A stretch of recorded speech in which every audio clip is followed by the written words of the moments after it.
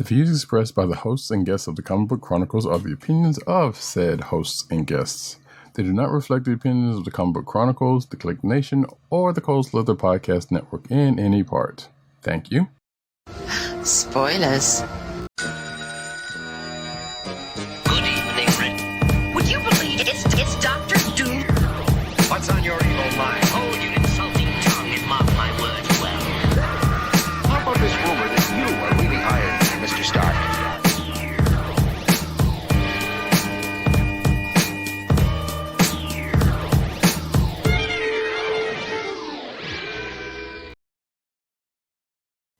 Hello, and welcome to another exciting episode of the Comic Book Chronicles.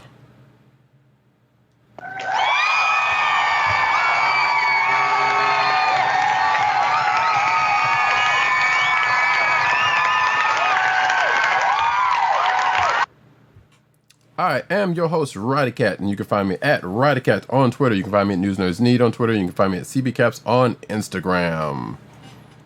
South Carolina with Columbia down the way. And the sound effects that you've just heard come from none other than our man in Brooklyn 1, Agent_70 on Twitter and Instagram. What's up, everybody?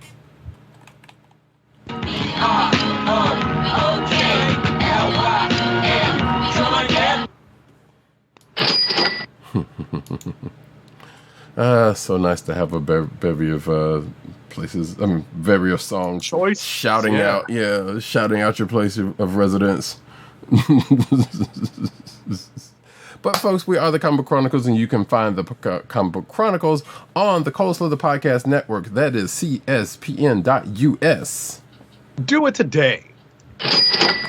And you can also find this podcast on your podcast perusal place of choice, whether it be Google Play, Apple iTunes, aka Apple Podcasts, Spotify, or the Cold Slither Podcast Network's SoundCloud page.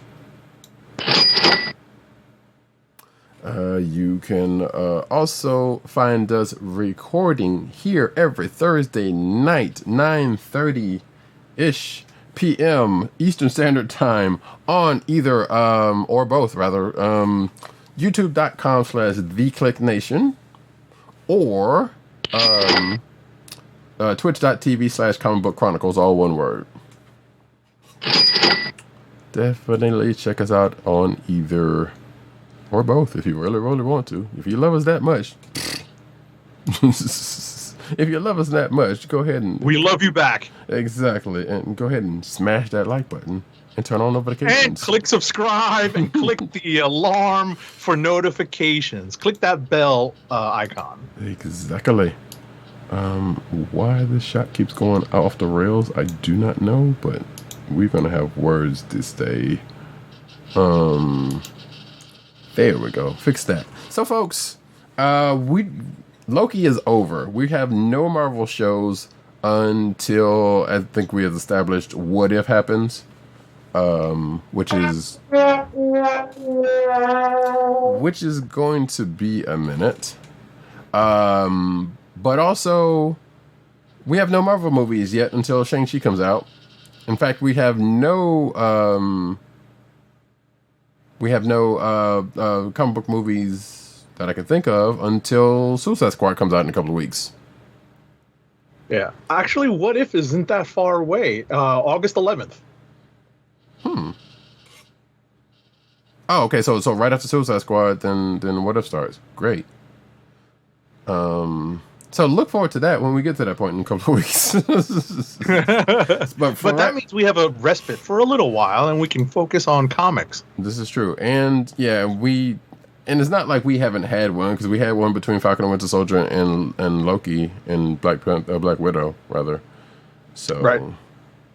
It is a thing that, why does this shot keep going full like this? I'm going to be very upset. Stop it, shot. Stop it. Shots. There we go. I'm trying to keep this thing in line. We're going to go back the other way as soon as I mess with it. Anyhow, that's a little behind the scenes. We don't need to talk about that. Well, let's go with that. So, yeah. But so that being said, though, we pretty much have a quote-unquote regular show, which means we're going to get into some comic books of the week. Starting off with Miles Morales' Spider-Man number 26. Miles Morales, Spider-Man number 28, I believe. 28. God damn it! I knew it was like as soon as I said 6. As soon as Now I we're said, gonna yep. scramble to catch. We're gonna scramble to check our review copies. No, You're like, no, what is he talking about? Yep. It is 28. So I screwed that one. Miles Morales, Okay, Spider-Man it's 28. 28. It's written by Saladin Ahmed, with art by Carmen Carnero, colors by David Curiel, and letters by VC's Corey Pettit. So as I said, we're pulling up our review copies now, but suffice to say that this is what appears to be the conclusion of the current clone saga that Miles has found himself embroiled in, which, unbeknownst to us, really started way back when he was being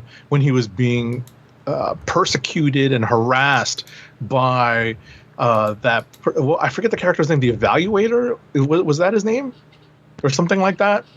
I feel like it starts with a P, but I might be wrong. But yes, let's go. Right. The person who was evaluating him turned out to also be taking genetic samples. Right. And that's where this entire clone business came from.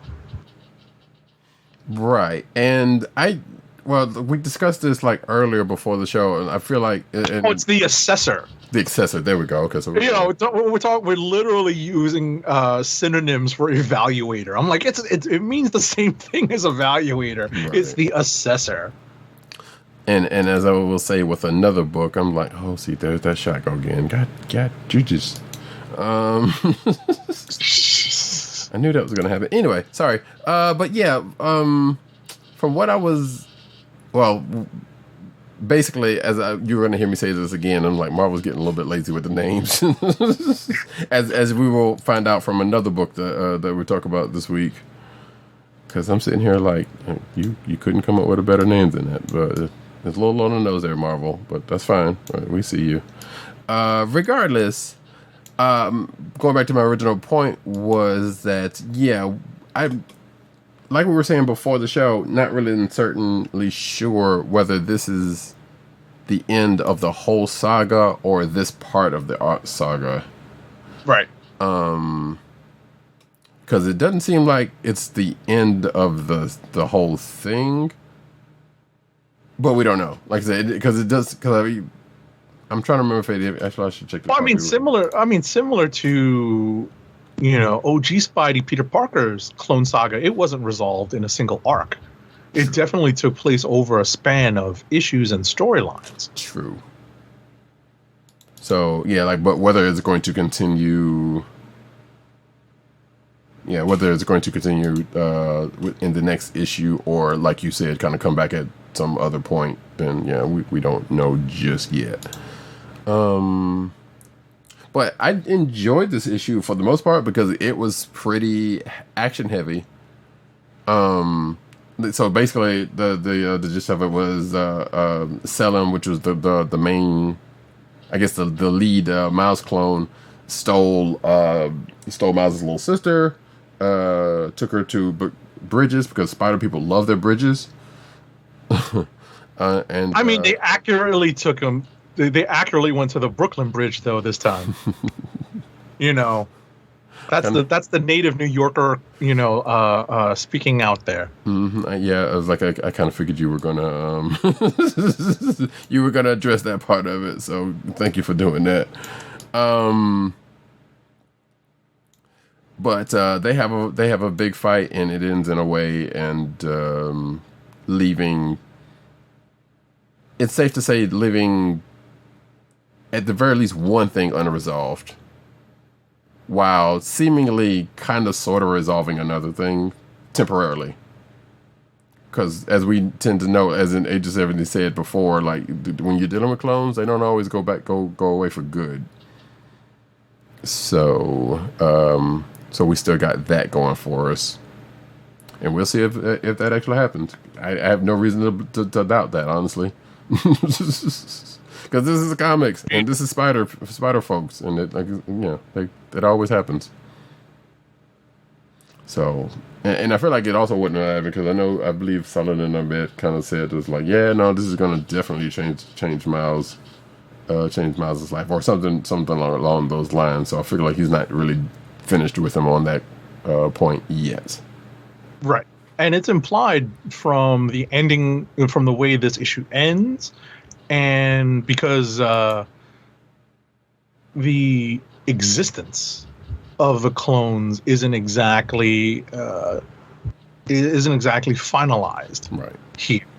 And, without spoiling the entirety of the story and how it ends, I think one of the key, and what's great about Miles is that he obviously still carries the mantle of Spider-Man. It's not quite a legacy yet, because at least for all intents and purposes, there's still a Peter Parker Spider-Man, even if for whatever reason they're going to pass it along to a clone of Parker in near the end of the year or whatnot, or soon.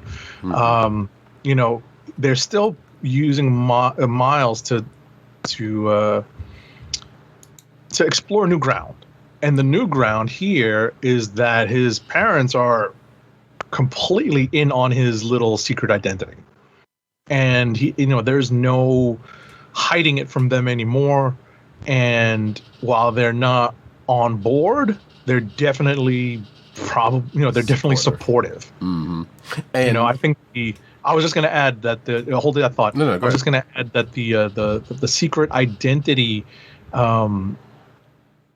mantle, I guess, is still being held in the teen hero sector by Miss Marvel, but only with her father. Wait, her father knows too now, right? So no, they knew his father and his mother. Well, yeah, they knew, and then an arc happened where there was some alien mess going on, and they don't know anymore.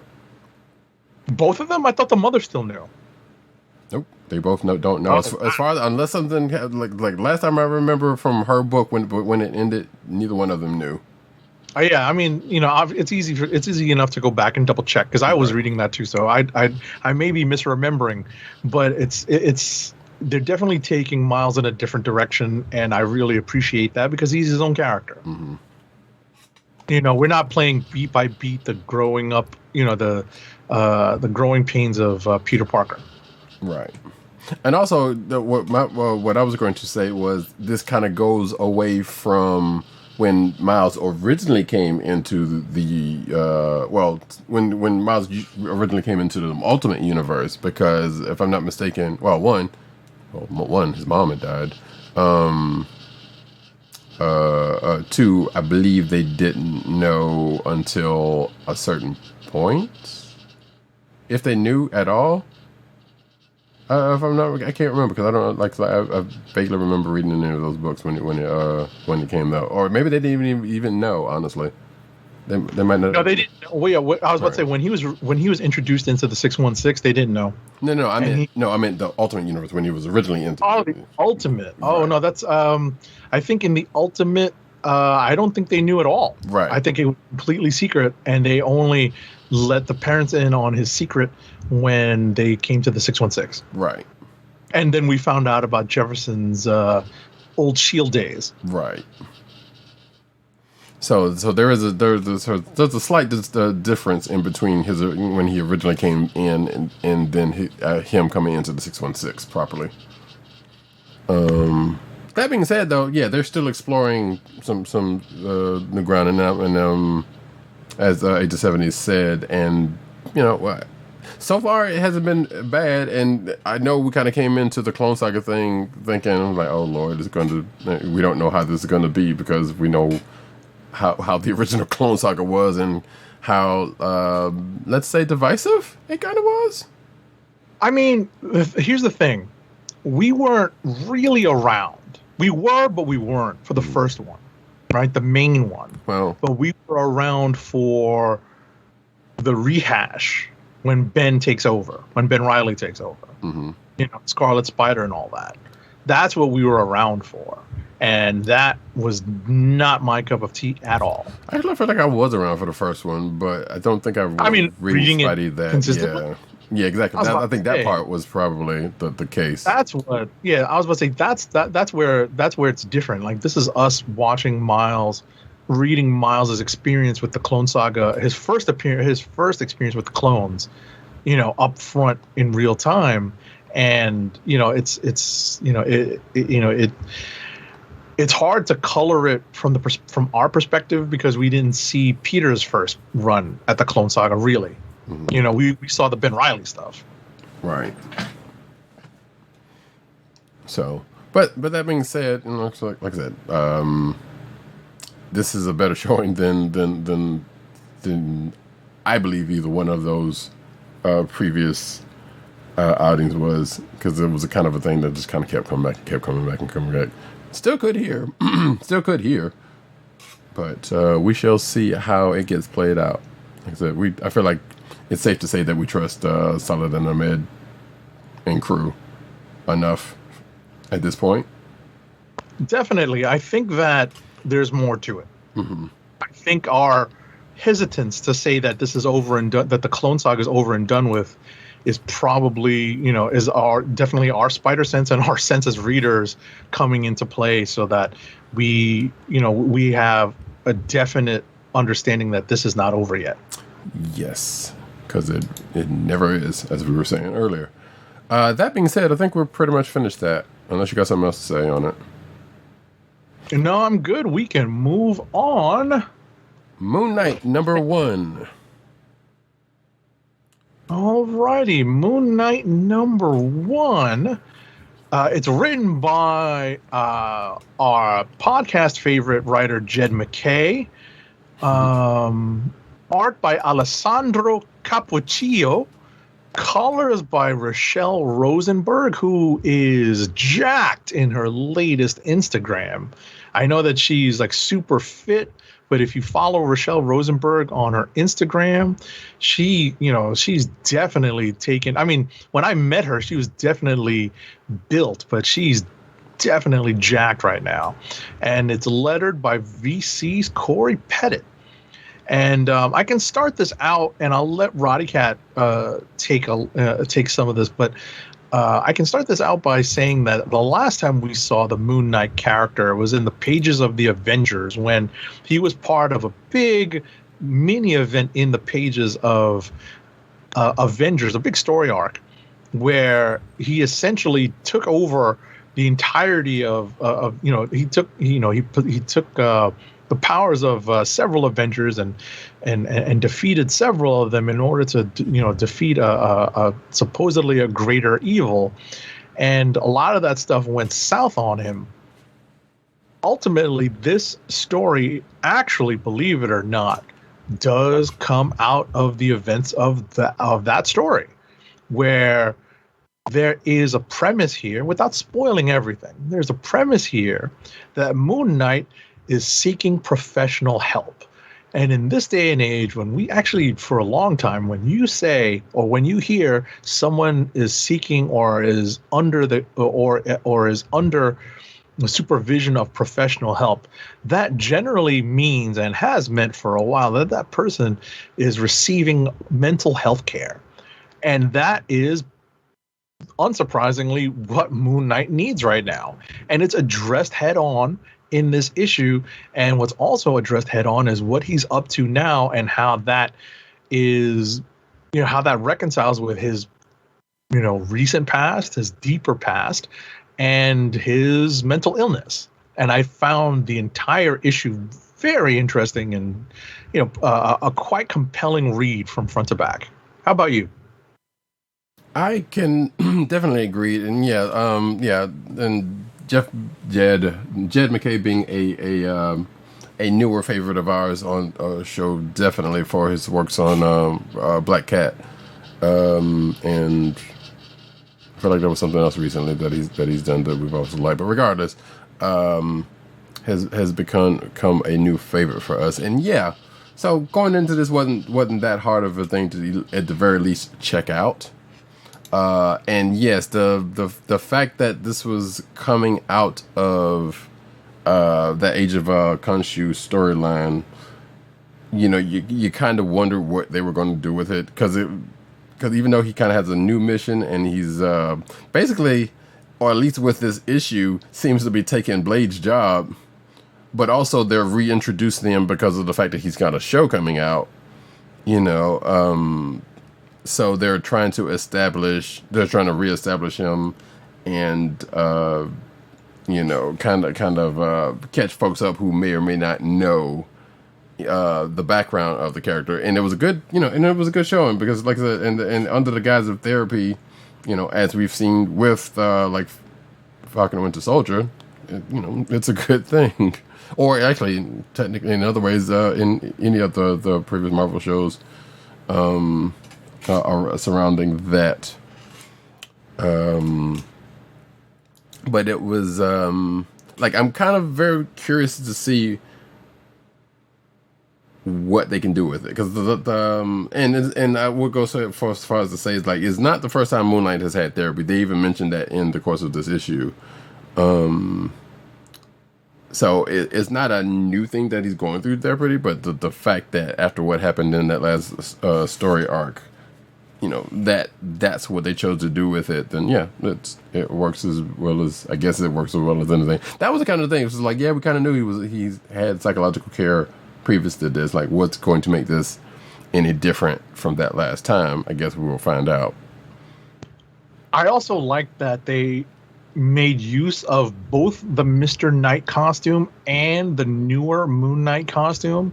It's the way it's drawn and the way it's colored and inked, by the aforementioned creative team, makes that newer costume actually a little bit more like the classic costume. At least in it's obviously not that different, in the sense that it's still moon based and it's still mostly white, but there's definitely a lot more black parts to the costume. And I like that they have, they gave Mark Spector, or at least the Moon Knight character, kind of like a day uniform and a night uniform, like an action uniform. Or, I guess, early in the night and a later in the night in this particular case. Exactly. Because, yeah, so the I guess part of his new old mission is the fact that he is still pretty much defending, the people in the night. And I guess he's kind of like a fixer and equalizer type of situation where people come to him and ask him for help. And then he goes and takes care of it in his caped form, as we have seen a couple of different times. And it seems to be going back to the more, well, I guess he never really left it either, the more supernatural enemies, or at least like I said, in this issue rather, because like I said, we see, well, yeah, because a Spider-Man villain shows up, but we also see vampires. Exactly. That character is not exactly supernatural, but can be played in that vein because of the character's urges, let's say. Mm-hmm. But also vampires, which is like I halfway expected to kind of come along. And be that's the natural. Yeah, I definitely understood where you were going with that, because that's the first threat that he deals with off the bat in this issue. And as we mentioned earlier, actually no, maybe I think we were talking about it offline, probably just as we were discussing this. There is the introduction of a character who we won't be surprised if this character gets retconned into the into that Khonshu story that was in the pages of Avengers recently. Right. But there is a concept here that is introduced that makes perfect sense, but heretofore unknown to us as Marvel Comics readers. So there's definitely some retconning going on, but I'm willing to give McKay a shot to see if he can pull this off and introduce this newer aspect of the Moon Knight mythos, and introduce that and help establish a deeper mythos for the Moon Knight character. Right. Yeah, and even with this new character, so when the character first showed up, in the way that he showed up, the way he looked reminded me of a John Wick side character, and the way he was talking kind of reminded me of a John Wick side, and I feel like the one I'm talking about when by his demeanor. And I was kind of wondering, like, is that what they're setting up? But as we got to the end of the issue, it's like, no, not really. But I was like, all right, well, we might still get to see a side of that regardless. So that was kind of funny to see, but we'll have to see how it plays out. And then there's another character that kind of, I guess, gets reintroduced, but it's a minor character that kind of works with Mr. Knight. Right. And there's a shadowy figure as well. So they're definitely. Yes. I think McKay did a good job of establishing the parameters of the story and future threats. So that's why I definitely appreciated this as a good #1 issue. It feels like they're setting up his own Joker, and obviously Moon Knight that's based on art. I definitely get that. I had that feeling as well. Mm-hmm. And especially with that this particular shadowy figure monologuing the way it was during the time when they showed up. Like, we don't know if it's somebody we know or if this is somebody that's going to be new. And I guess we'll find out in the next issue or two. But and obviously Moon Knight already is a parallel for Batman anyway. So that kind of wouldn't be a big surprise if they kind of did something like that. That being said, we can move on to the next book, which is Marauders number 22. Yep, Marauders number 22 is written by Jerry Duggan with art by Matteo Loli and Klaus Janson. I was surprised to see that name in the credits, and then when I saw the art, I definitely understood exactly where Klaus Janson stepped in, because his style is nothing like Matteo Loli's. But it's also used as as essentially a flashback sequence. So right. I understood why they chose to do it that way. Colors are by Rain Barreto, and letters are by VC's Corey Pettit. So I just need a second to pull this book up. If you want to go right ahead. Sure. Roddykat. So, all right. So we start off with this is definitely after the Hellfire Gala. News is still kind of coming out about it. We get flashbacks of... Well, we get flashback. We get like a panel of an upcoming storyline that's still... I'm waiting to see what happens with that, with a certain event thing that happened right after the gala. That is definitely affecting somebody or some folks in another book that we're going to talk about that gets also addressed there, or at the very least mentioned there, I should say. But we also spend part of the issue talking about talking about a thing that got brought up in the last issue, if I'm not mistaken, and I kind of wondered why that backup story happened, because I guess they're using that springboard to this here, which, like, okay, that makes sense. Like, and well, I guess it did double duty, because the backup was like, okay, it was an old story from back in the X-Men days that had to do with the gala in itself, with specifically the first Hellfire Gala, and the let's say the making of how the Hellfire Club in its past iteration came to be, with a minor character. So, and that also gets brought up here in that same vein. So it kind of does double duty. That is going into the I guess is going to be going into this next arc of Marauders, dealing with that. Apparently, Sebastian Shaw is well now, because I guess whatever deal Emma made with her before she and Kate messed him up is been dealt with now. So he's kind of back to his normal self. The effects were apparently temporary, but debilitating. For as temporary as they were still very much debilitating. Exactly. So I guess that dealt with, and there's shades of bringing back another mutant that is going to probably get, or another Hellfire Club member specifically that is going to probably be dealing with some stuff because they did a pretty good job. They've been doing a pretty good job of being like, hey, you know, here's this other stuff that's kind of up in the air, but is going to come back up somewhere. And they're starting to put all that stuff together. And Marauders seems to be a more Hellfire Club member focused book. Like, it's kind of gone away from the, hey, here's Kate Pride and a bunch of pirates, you know, mutant pirates doing the thing, and more focusing on various members of the Hellfire Club and what's going on the Hellfire Trading Company. So Right. And still been actually kind of still interesting in that, but also, you know, kind of mentioned as well in the other books as well. This is a deep.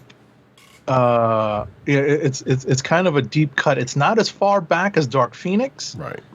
This Hellfire Club member that is referenced here as a possible returning character. Mm-hmm. Obviously, with the nature of Krakoa, everyone's on the board. I mean, every mutant is on the board, let's say. Except for one in particular, but we're not going to talk about that one just yet. Exactly. So let's say just about every mutant is on the board. And it's interesting that, you know, that this character would come back. But if you go back far enough with the X-Men, there's a specific era that we're talking early 80s. We're talking Romita Jr. on the book. Mm-hmm. That's the era of Uncanny X-Men that we're referring to when it comes to the character that is referenced here in a letter to the Quiet Council regarding possible resurrection. Right. And a possible fast-tracking of a resurrection. Exactly. Actually, two, realistically. Unless we're talking about the same one. No, we're talking about the same one. Okay. Yeah, but then two, because there's a data page talking about another character that had to deal with a threat, or that was, I guess, was effective against a threat that they have coming up. Let's put this. That's a long-standing X-Men villain, and they were also talking about that, who had also been brought up for another reason in a few issues back, before the gala started. Oh, right. Yeah. So okay. So they did kind of bring that up, and it's like so I said, they're kind of bringing in more Hellfire members back to the fold with that. I honestly thought that when they first started talking about that first character, I thought they were going to say that nope, this person's not a mutant, so she's lost for good, because Sebastian Shaw kind of had a plan. So basically, yeah, so Sebastian Shaw was like, hey, I got a plan to bring this mutant back. And then Charles kind of comes up and to talk to Emma and is like, you want to tell him or should I? And then Emma starts recounting the story that comes off of last issue's backup story that kind of... And it turns out that all was not exactly as it appeared to be to Sebastian Shaw. Right. But I was really focusing upon the other member of the Hellfire Club who played a part, you know, in that era that I was referring to. Right. So we were talking about the same one in that respect. Yeah. Yes. But and then there's this one also. We're just talking about it from different way. Yeah. And accordingly, there's a little bit of, I guess, I don't know if that was a retcon or that's something that actually happened, because we found out about a deal that Emma made with another with a longtime Spidey villain who's, you know, whatever, and some stuff. And there's also some the book is kind of actually subject to bringing up abuse against women in a couple of different ways. Because on another side story, the Cuckoos were dealing with basically cleaning up a mess that they made during the Hellfire Club by trying to give this other person, whom I'm still not entirely sure who this person was. Oh no, that's Thomas Verundi. That's the right. If you recall, they're Hellfire Club members, but they are human. Right. And you know, they're taking a stance. You know, leading Thomas Verundi. They the Cuckoos, the Stepford Cuckoos, took matters into their own hands. But now, as is, you know, storytelling as storytelling is wont to do nowadays. Many villains are discovered to be, or ultimately are. The story basically shows that they're not as bad as we think they are, right. And that they are often the way they are because of, outside forces and trauma. Become more sympathetic as a result. Mm-hmm. And that is a storytelling trope. But at the same time, it's something we see all the time in comics. And it's something we saw here play out over the course of a few issues with this character from Harmonis Virendi. And that goes specifically with the X corner of the universe, because we have seen from way back in Dawn of X specifically, maybe not Hoxpox, but where like, hey, here's former villain, and they're all of a sudden there's like, nope, there's trauma or something in their past, and hey, we're gonna give him a second shot, and you come to Krakoa and all this kind of a business. Like there was been a lot of that since the dawn of X. Right, and obviously there's a philosophical thing going on with Krakoa, mm-hmm. and this storytelling trope plays into that, mm-hmm. because they're doing their best to welcome all mutants, all of their and virtually all of their former enemies or antagonists, as it were. Yes. And what did they say? The only person they put in the hole is Sabretooth, because right. he's even though he's played something of a hero in the past, apparently they're considering him unredeemable at this point, so right. They put him in a hole. I suspect they're going to reverse that at some point, but it's just going to be a while. But right. yeah, and we still don't know how long Krakoa is going to last. That the rate they're going, who knows how long this particular, and it's a shame because I felt like they ended the Utopia storyline. It felt like a little too soon. Right. I feel like Krakoa could go on for a while, but I don't know if. I hope it does. Right. I don't know if Hickman is looking to end it right. I don't. It seems like they're on a collision course with a certain other character, and who knows how long Krakoa might last. I mean, at some point, and that kind of sort of gets addressed in another book we'll talk about this week, or at least mentioned as a possibility in another book we'll talk about this week.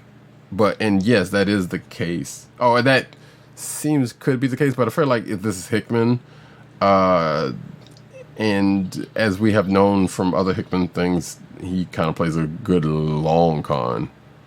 So I would suspect, and I kind of really hope that this is going to be something that's going to last for a good while, even with what we know is coming up relatively soon. Right. No, I hope so too, and I agree with that. In the sense that Hickman does play the long game, mm-hmm. but I sincerely hope that Krakoa somehow stays around for as long as possible, because it's such a great concept. Right. It's like Destiny's Prophecy. It's not the first island, but it's the last. It's not the first mutant island, but it's the last. Previously there was Genosha, previously there was Utopia, mm-hmm. and now we have Krakoa. Mm-hmm. They've tried Limbo, they've tried New York, they've been places, and no place actually really sticking. And despite Krakoa being what it is, they seem to be making a run on it. Right, nothing lasts. I mean, they eventually circle back to Westchester a lot of time. Mm-hmm. So, and they seem to be kind of sort of going away with that, because especially showing that Westchester's been abandoned. Right, but they still kind of they'll go back to it. They still have the address. They just don't use it the way we're used to it. Exactly. With that one visit by Cap, he's like, no, I kind of like going here. Even before that, because there was or was it an annual or something where Nightcrawler took a team back there for some odd reason, and they ended up back there for some reason. I don't remember, but I feel like it was something. I know what you're talking about. I know what you're talking about. I don't think that was to the school though, but you could be right. I don't remember exactly. Yeah. I remember it was like a one shot. Mm-hmm. Yep. I do remember it was a one shot. Yep. I think we're thinking the same thing. Yep. But that being the case, we're gonna enjoy the ride. for as long as it lasts, and I do hope it, like I said, I hope it lasts a good while with all of that. Because like I said, it's really been some good stuff in here. Like I definitely do want to see when the other shoe drops with the other character we kind of been him around that, you know, 8 and 70 kind of very much mentioned. But yeah, but then, like I said, I'm very, very glad to see what's going on here, and I hope it does find a way to kind of stay even after whatever the shoe drops, because it's the best of all the worlds. It's like it makes total sense in the vein of what's going on right now. Yep. And I guess there was another point that's kind of brought up that I was going to say is like, yeah, they're trying to redeem all of their mutant enemies, because not necessarily all of them enemies, because let's face it, they still got human enemies. They still have people hunting them who are, you know, are more than human if they even had any humanity in the first place, and yada yada yada yada yada. So no, those folks are still gonna be there. They're just trying to redeem the mutant folks, Right. the mutant enemies rather. That being said, we'll go over to the other common mutant book that we've read this week, which would be New Mutants number 20. New Mutants number 20 is written by Vita Ayala with art by Alex Linz, colors by Matt Miller, and letters by VC's Travis Lanham.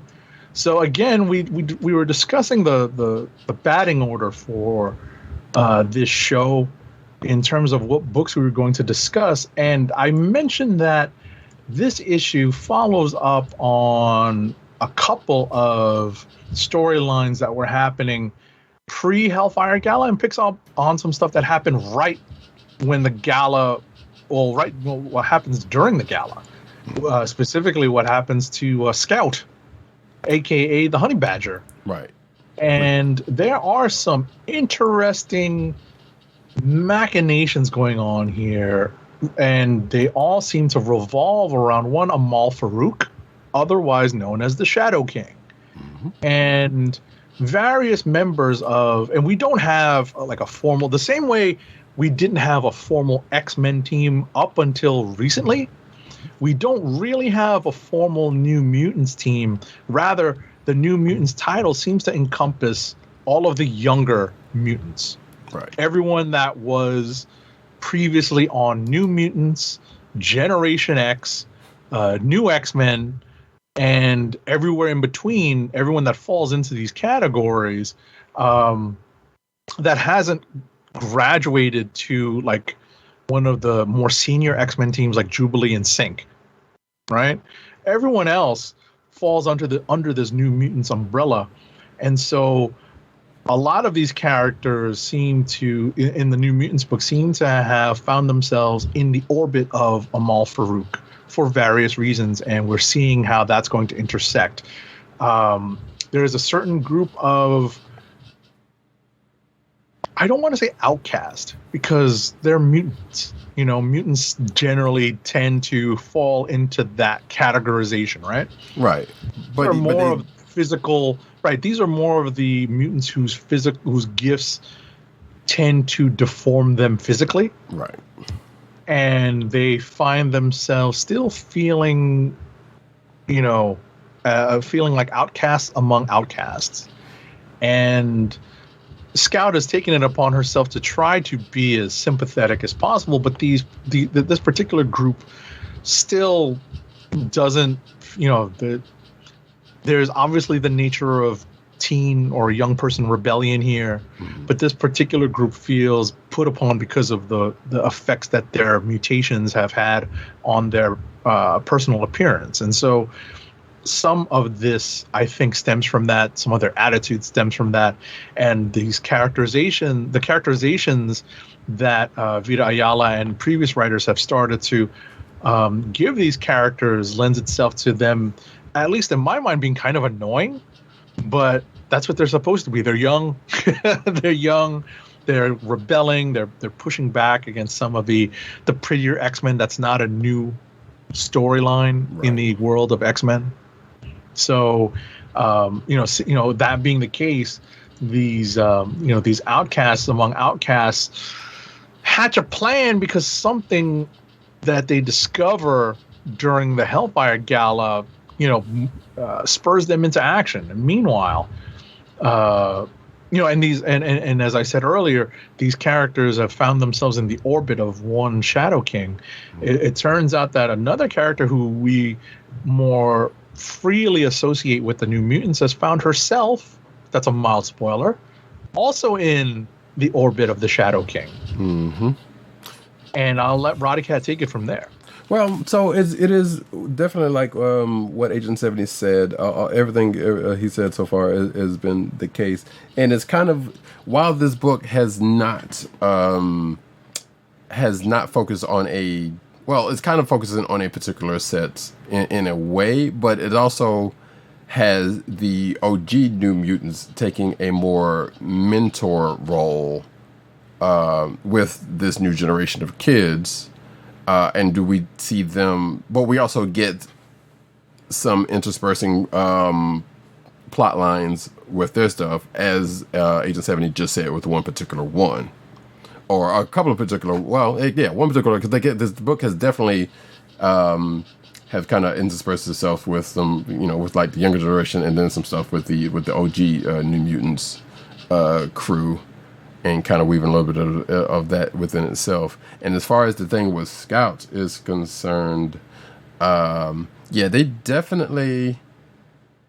And the other part of that is like, while Krakoa is its own society, even in its own society, as we tend to know, that people still splinter off in their particular groups, just like they have here in Krakoa, regardless.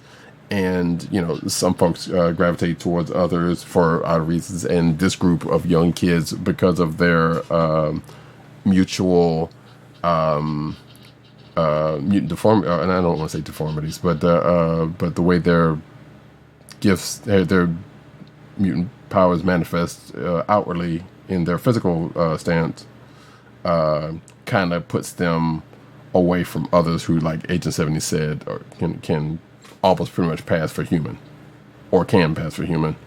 Like I said, and in that point, that this group kind of had an issue with Scouts up until what just happened last issue, and them kind of like saying, oh, well, shoot. Like, it was basically almost like they're memorializing her, even though she's, I guess, I'm not even sure what the status of her is, because she's dead, but she's not dead. I'm not entirely certain, because based on what the Shadow King did to her, it seemed like she was more brain dead than actually dead.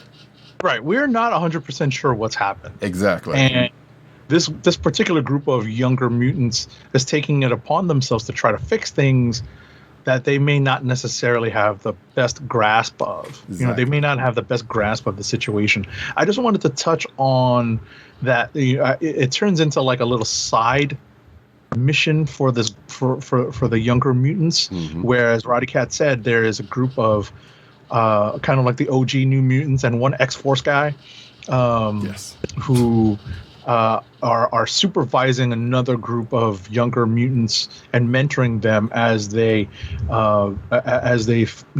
perform an away mission, as it were. Shout out to Star Trek. So they perform an away mission at a British overseas territory, which I did not Google to see if this is a real place, but it's interesting that the mutant and it's an old X-Men story where this group of mutants is going to investigate the emergence of another mutant who is unable to control his or her own powers. In this case, the powers that are unable to be controlled seem very much reminiscent of Richter's powers. So I found it interesting and a mild coincidence that they would introduce another mutant, a new mutant, no pun intended in these pages, but a new mutant who seems to possess power similar to Richter, whereas Richter, as we know him now, has morphed into a magic user who is informed by his mutant abilities. Yeah, he's a straight up D&D character now. Right. but with the but because the only reason he's able to tap into this is because of his mutant abilities, which is shout out to the pages of Excalibur, where they developed that with Apocalypse. Right. Which makes sense because Excalibur is a more magic forward mutant book, and always kind of has been in certain respects. I just thought it was a funny coincidence. Like, oh well, we lost our Richter character power set. Let's put it back into play. I mean, yeah. Well, not necessarily. I just thought of it that way. Right. That's the way when I saw it, I was just like, oh wait, isn't that Richter? Well, maybe it's not right now. But also Avalanche. That's true. Yeah. So and we do know that there are mutants that there are more than one mutants that tend to have similar power sets to them. Right. I just saw it as we need someone that can do that on the roster. Sure. So. Or at the very least, cultivate someone, who could eventually do something like that. So yeah, you're right. But also, I don't know. Maybe this is the kind of thing because normally, classically, mutant powers, and this is not a hard and fast rule because there are ones that don't have. Usually, when mutants hit puberty, that's when they used to start hitting their power levels. But we've seen in plenty of cases like, that doesn't always happen like that. Sometimes it's a little earlier in this case, and sometimes it's a little later, and So that's not really the classic case anymore. Because this even for the New Mutants, this kid seemed like they were a little on the not too youngish side, but or around the beginning of the start of the when that would normally happen. So I mean, it's hard to tell. That's also a function of the art, and they don't specifically state the character's age. Oftentimes. When Claremont was setting it up, or other writers, not just Claremont, but when other writers would set it up, they would say, so-and-so is in 7th grade, or something, some outside way of, some empirical way of referencing how old this character was without actually coming out and saying it, the character's like 12 or going on 13, and boom, all of a sudden the character's mutant powers started to manifest. Right. Like a deeper voice. Indeed. So we'll see how all of that plays out, and when and or if this character is going to come back into play, and whatever else is going on with whatever the kids are trying to do, and of course, the OG, Shadow King and the OG New Mutants. All this kind of plays out some kind of way because apparently they're going somewhere with this. I'm still not really sure if people know if he's even on the island outside of the people who's outside of the folks who's run across. Well, I guess they did because of that one scene in the bar.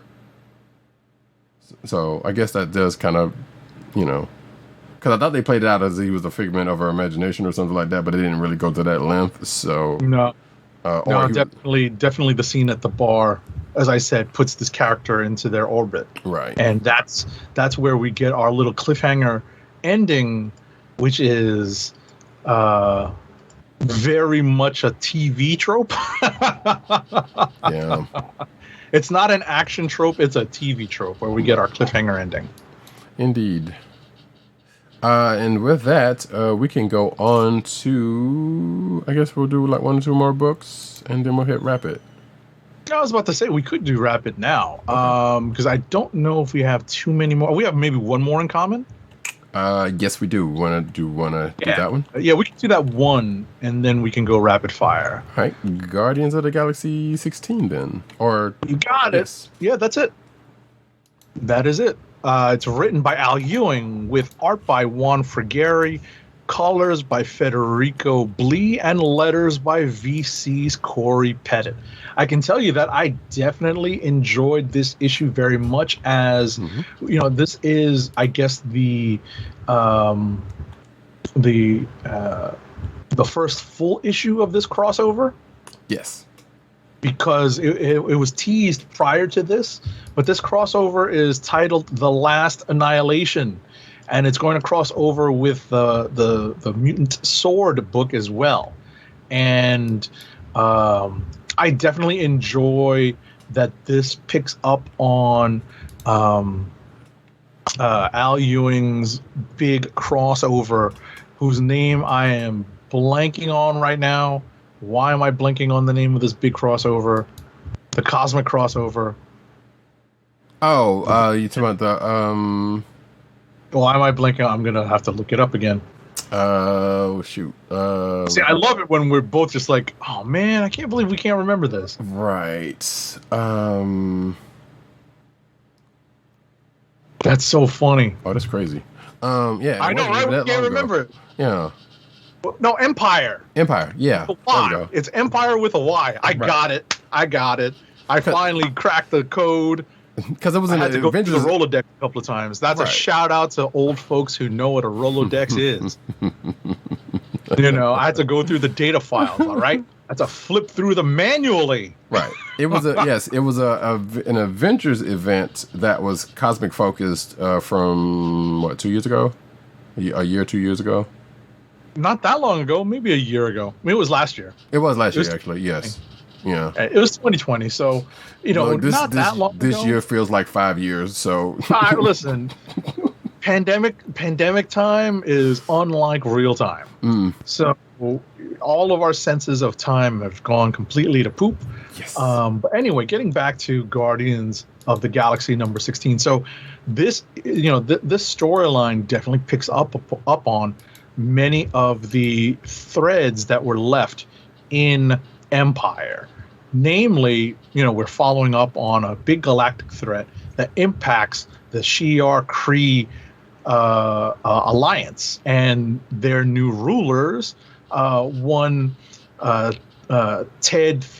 Theodore Ted Altman. That's a shout out, folks. That's a minor reference. And Billy Kaplan, aka Wiccan. And we open on that as reports of these of this invasion and attacks start to become widespread. Just as the king and his royal consort have to fend off one attack, several similar attacks are popping up around the galaxy.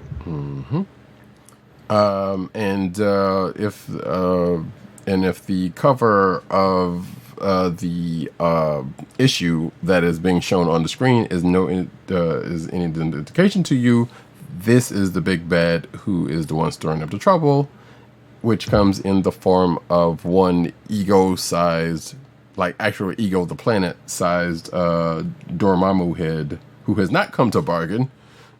Right. Well, it's really quite literally a combination of the two. Yes. Quite literally a combination of the two. So this is a pretty formidable foe to that's facing our heroes. And in the form of Dormammu and the mindless ones, who obviously who would come along with, if you know anything about classically Dormammu. Right. But yeah, that being said, so we get the starting attack of that with the mindless ones attacking various places in the galaxy, like Agent 70 said. But on the other side of that, we are getting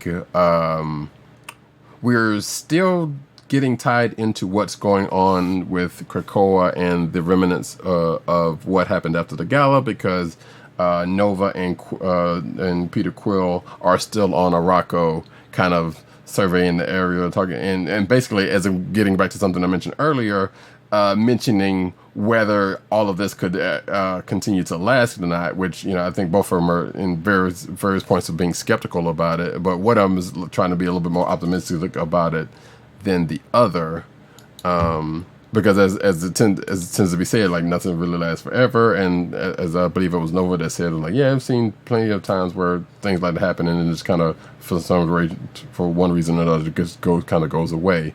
This one could very well be no different.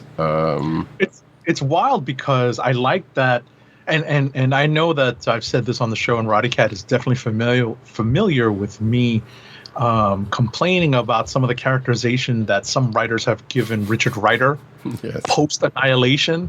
But I like that Al Ewing is going back to the characterization from Annihilation, but incorporating some of the things that have happened to him since, that have given him some, post-traumatic stress. Mm-hmm.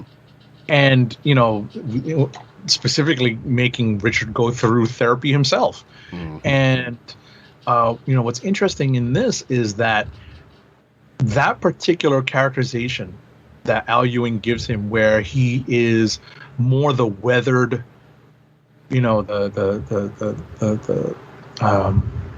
not crusty, but just the weathered veteran, war weary, battle weary as the Nova Prime of all, of it all. He's seen a lot of these planetary developments come and go in his travels in the universe, so it makes sense, and I like that. I like that characterization. I'm glad to see Richard Rider getting a little bit of shine in that regard and getting some character development in that regard. I also appreciated kind of some of the respect that the phrase nowadays is put some respect on that name. You put some respect on the Nova name, because he, and it's really wonderfully done by Juan Frigeri. This one, it's a 4-panel, 1-page kind of mini splash where they really kind of highlight some of the power that Nova is able to tap into as the prime holder of the Nova Force. Right. He's going to do the thing. Yes. It's great. He's just like, disengage safeties. I'm like, oh snap. Right. Okay. It's basically like if when Goku kind of powers up and like, oh, I got to go here and do this thing, like, and just happens to, which actually happens in this issue, just so happens to come in the nick of time to save some folks in the end of this. Almost Goku like for those Dragon Ball Z folks who, and now I get the reference. Which is the other reason why I said that. But so like I said, so there's battle being fought on a couple of different fronts. The other members of the Guardians are kind of on that front, and things kind of start to come together with, like I said, has been said, things don't go necessarily that well in the first outing. There's a setback. Well, not necessarily a setback, but like I said, things just don't really go well in that first outing. I'm sure they're going to regroup and do whatever. Like I said, Nova kind of comes in and makes a big save at the end of the book. And I guess we'll see what happens then. And like then the thing with I did mention already the thing with Quill and Nova being on Araco, kind of mentioning that part, and another allusion to what's going on in X books, and kind of comes in the form of Wiccan, who kind of has a vibe on, as he says, something happened during the gala, or something close to somebody. Something close to somebody that's close to him, which we know did. Exactly. Hold on. Exactly. That at this point he still doesn't know anything about, but someone else close to him knows about at this point, but they've not really touched on that since that happened. And I guess being that this book and Sword are along in this in this event, I assume at some point that's going to get rectified. Yeah. But we'll see. So I guess this is going to be continued in the pages of the next issue of Sword, if I'm not mistaken. But yeah, it was a good issue, and yes. like I said, Sword number 7 is up next. Yeah, so it was a good issue to kind of kick this whole thing off. Like I said, and I feel like I've said somewhere recently that it was a good thing that we did those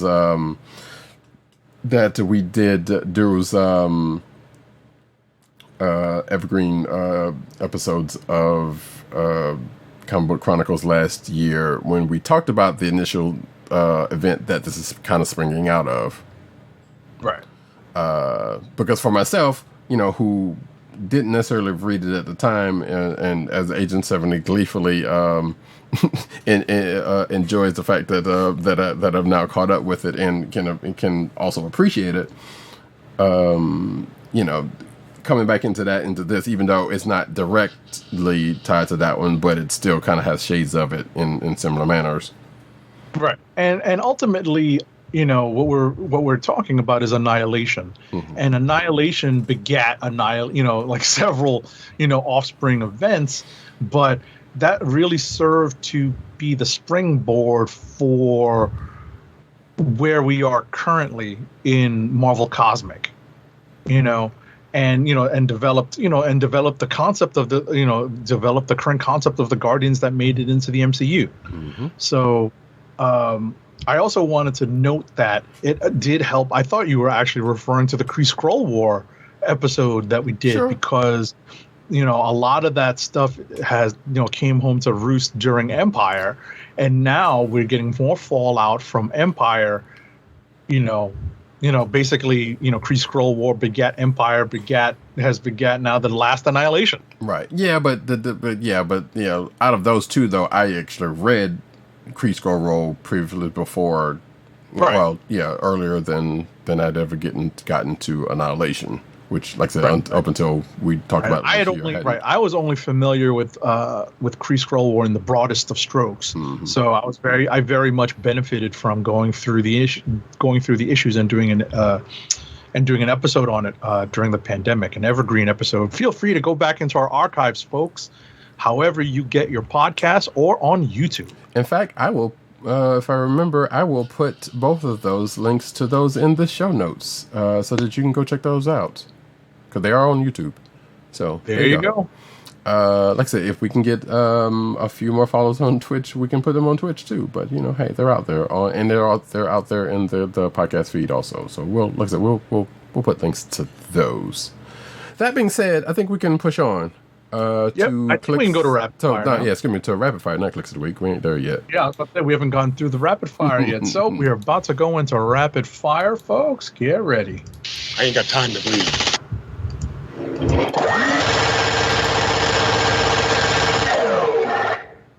I like how that particular movie has actually recently come up because I think I was watching the honest trailer for that recently. But anyway, rapid fire, folks. You know what? I will go because I think you have a couple more books than I do. No problem. So for my first book, yes, Dark Blood #1 from Boom Studios. And I'm actually going to read from. I'm stealing from Comixology on this one, but I will say that the writing credits go to. The creative team credits go to. Written by Latoya Morgan, illustrated by Walt Barna, colors by AHG, and letters by Andworld Design. And I'm going to say here that there's a content warning for this particular issue because, one, it's set in Alabama 1955, and there's a particular word that is a derogatory term that we don't try to use anymore, but people still manage to do so for stupid-ass reasons. That is being used here. That it's a lot like Bitterroot. Yeah, kinda, in a way. Even though Bitterroot goes back even further in history. Exactly, yeah. Bitterroot is set in Harlem's 1920s. This is set in Alabama 1955. Bitterroot has adventured to other parts of America in the 1920s. So that is also true. Where this particular. When you said that, when you made this reference to the language, I'm like, oh, we've seen some of that. Yes. In Bitterroot. Yes, so. We definitely have, and I feel like I've mentioned the same thing there. At the very least, when we first started talking about it, if not in subsequent issues, which hasn't really shown up that much in subsequent issues either. But so. Regardless, like I said, so I'm gonna read this real quick. Alabama, 1955. Avery Aldrich is an ordinary young black man, a decorated War II veteran, And while we don't really get the sense of this part in this issue, he provides for his wife and daughter. Like I said, we only get introduced to him, and we get flashbacks to him during what I assumed is World War One or World War One, I guess, or two. Well, it could be two because two would be like the most recent from that point. But regardless, he is a decorated military man, but also has some issues, but also issues with that because at the time, and sometimes even still now, when they come home, they get treated a certain different way, especially during that time with certain groups of people. And in this issue, that kind of comes into play because, like, he's basically trying to mind his own business and he gets harassed by this one white person. And we come to find out that Avery has somehow, some way manifested powers, and we got to cut back and forth in time from the present day to him, and back in his military days, where another stressful event, let's just say, is happening to him that may have given him his powers. Not entirely sure about that. Because it said, because you would get saying something that says like, hey, 10 years before the variants, and then, the day of the so this one event, the current event that when he's being harassed is like the day of a certain event, and the flashbacks are like 10 years prior when he was in the military. But this overview says, but the wounds of the past have a way of coming back, and Avery Aldridge will soon discover that he is anything but ordinary. After a run-in, which is the aforementioned harassment, to put it lightly, sadly, happens, awakens strange new abilities. Avery's about to become more powerful than he's ever dared to dream. It's kind of almost weirdly feels like Noble from Catalyst Prime, in a way, except for the way that that he's got his powers. Because even at the end of the issue, we find out like there's a little bit more going on with that, and we see there's something still going on that was going on with him in the past that kind of, I guess, either hadn't manifested yet or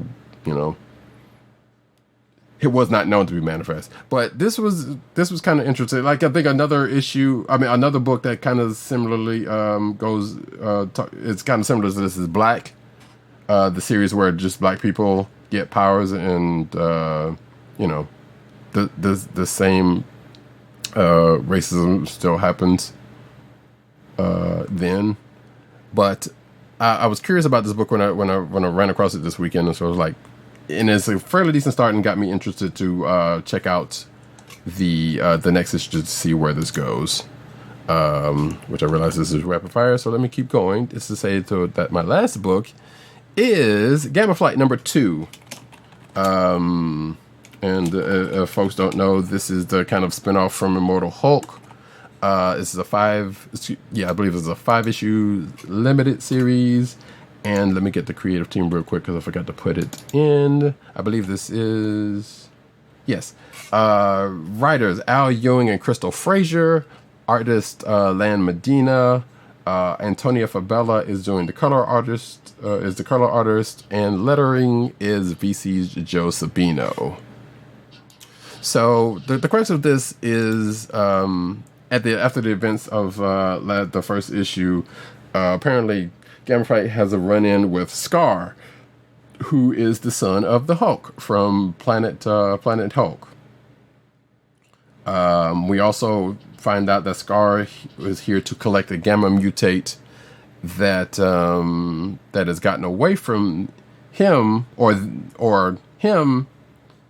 But also, as we find out at the end of this issue, there are more people at play than Scar. In fact, there seems to be people controlling Scar,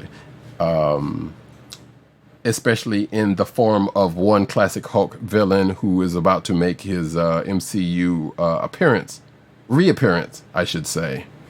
But the crux of this issue is Samson and Titania trying to hold their own against Scar, all the while having a conversation about how much of a jerk Leonard Sampson is, which kind of high time somebody does it. And Titania kind of endears me more when she's like this, because she was just kind of giving it to him the whole time while they're sitting here trying to fight. And Samson's like, I get it. I'm kind of this and that and the other. And meanwhile, the other members of Gamma Flight are trying to either retrieve them or get back to them because they have malfunctions with the translocator that they normally use. And Absorber Man kind of takes it upon themselves to kind of help the situation along, and may have eventually put the team into another issue or into another set of problems in doing so. But again, and this is before we find out who is seemingly behind the fact that Scar's running around loose, and the said classic Hulk villain that shows up at the end of this. So, it's a pretty good read. You should check it out if you're so interested. And that is it for me. Okay. So, for my rapid fire books, I have Captain Marvel number 30. It's written by Kelly Thompson with art by Jacopo Camagni. Colors by Espen Grundichem. All the European names. The backup story is written by and with art by Jamie McKelvey, whose name I unbelievably butchered in my notes apparently. Whose first name, it's a fat finger typo. And letters are by VC's Clayton Cowles. So I can tell you that I have not been a fan of the recent storyline that Kelly Thompson has crafted in the pages of Captain Marvel. There have been, well, let me broaden that a little bit. I'm not a fan of the time traveling stories that Kelly Thompson has penned for this character, but I'm starting to see where she's going with them. And this most recent storyline has to do with Carol Danvers experimenting with gaining magical powers because of some of these time travel shenanigans that she's had to go through.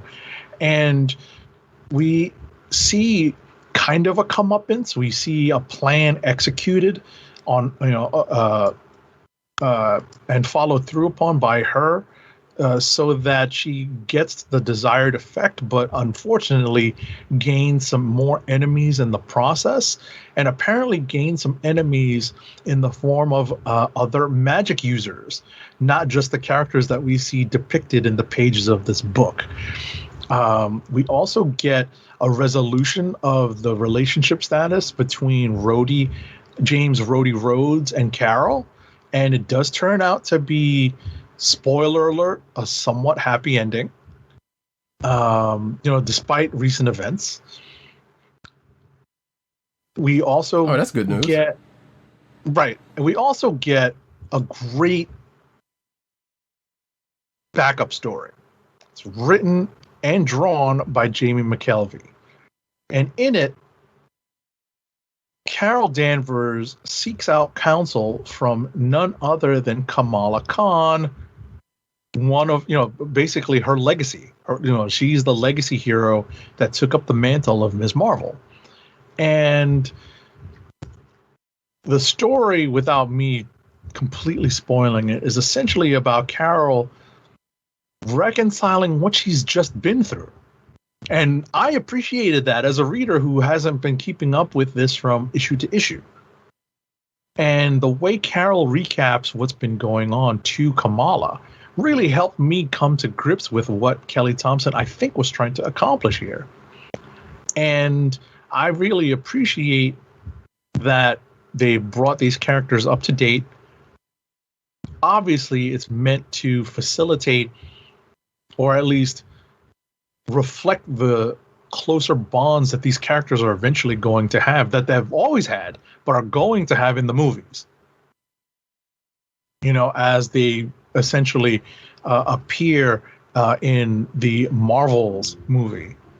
This is just a precursor. Oh, is that my Alexa talking? It is my Alexa talking. That's hysterical. That is my Alexa talking. That is so funny. I don't know what I said to cue her off. Clearly, Alexa is a Captain Marvel fan. Yeah, seriously, that's crazy. Alexa's kind of far away too, which is wild. I must be speaking really loudly. I am going to lower my volume, but yeah, as I said, the backup story, it proved to be very effective for me, and I definitely enjoyed reading this backup story.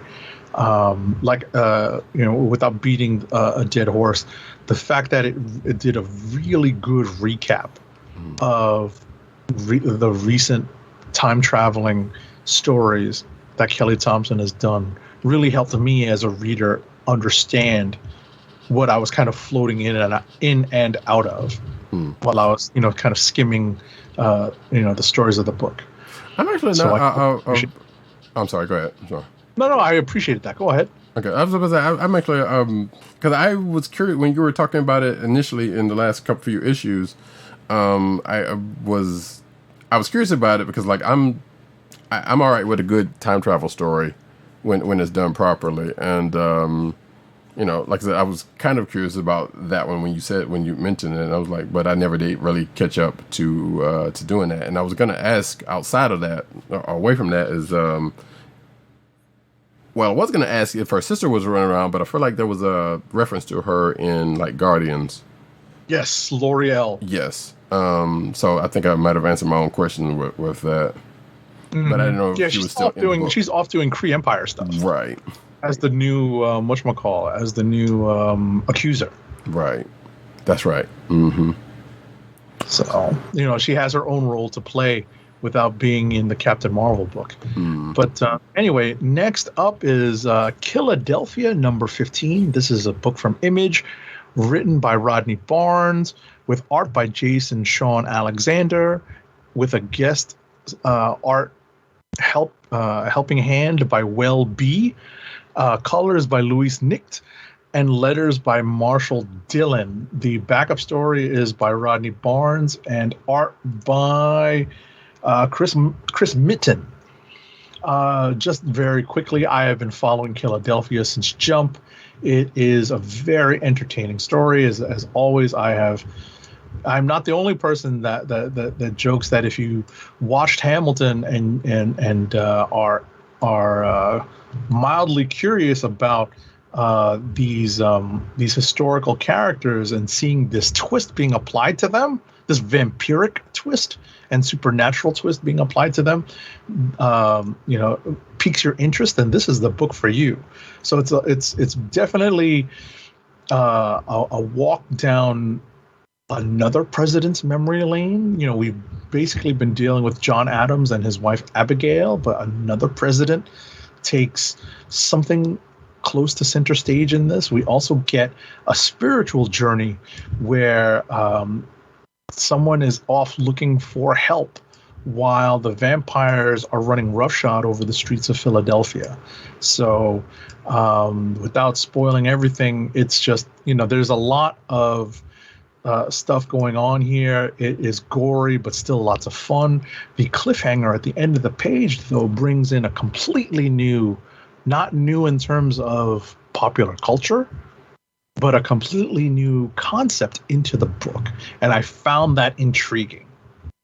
So, it was a really interesting twist at the end of this book. It's nothing new, especially if you've been keeping up with, here's a big hint, with stuff that's written by Neil Gaiman or stuff that is has found its way into pop culture recently. That's really the best way I can put it. So, to see this particular concept enter into this book to kind of expand the supernatural world in it, proved to be pretty interesting. And, and the werewolf backup story continues to move, another aspect of the supernatural story along in this book. Last for me is Nightwing number 82.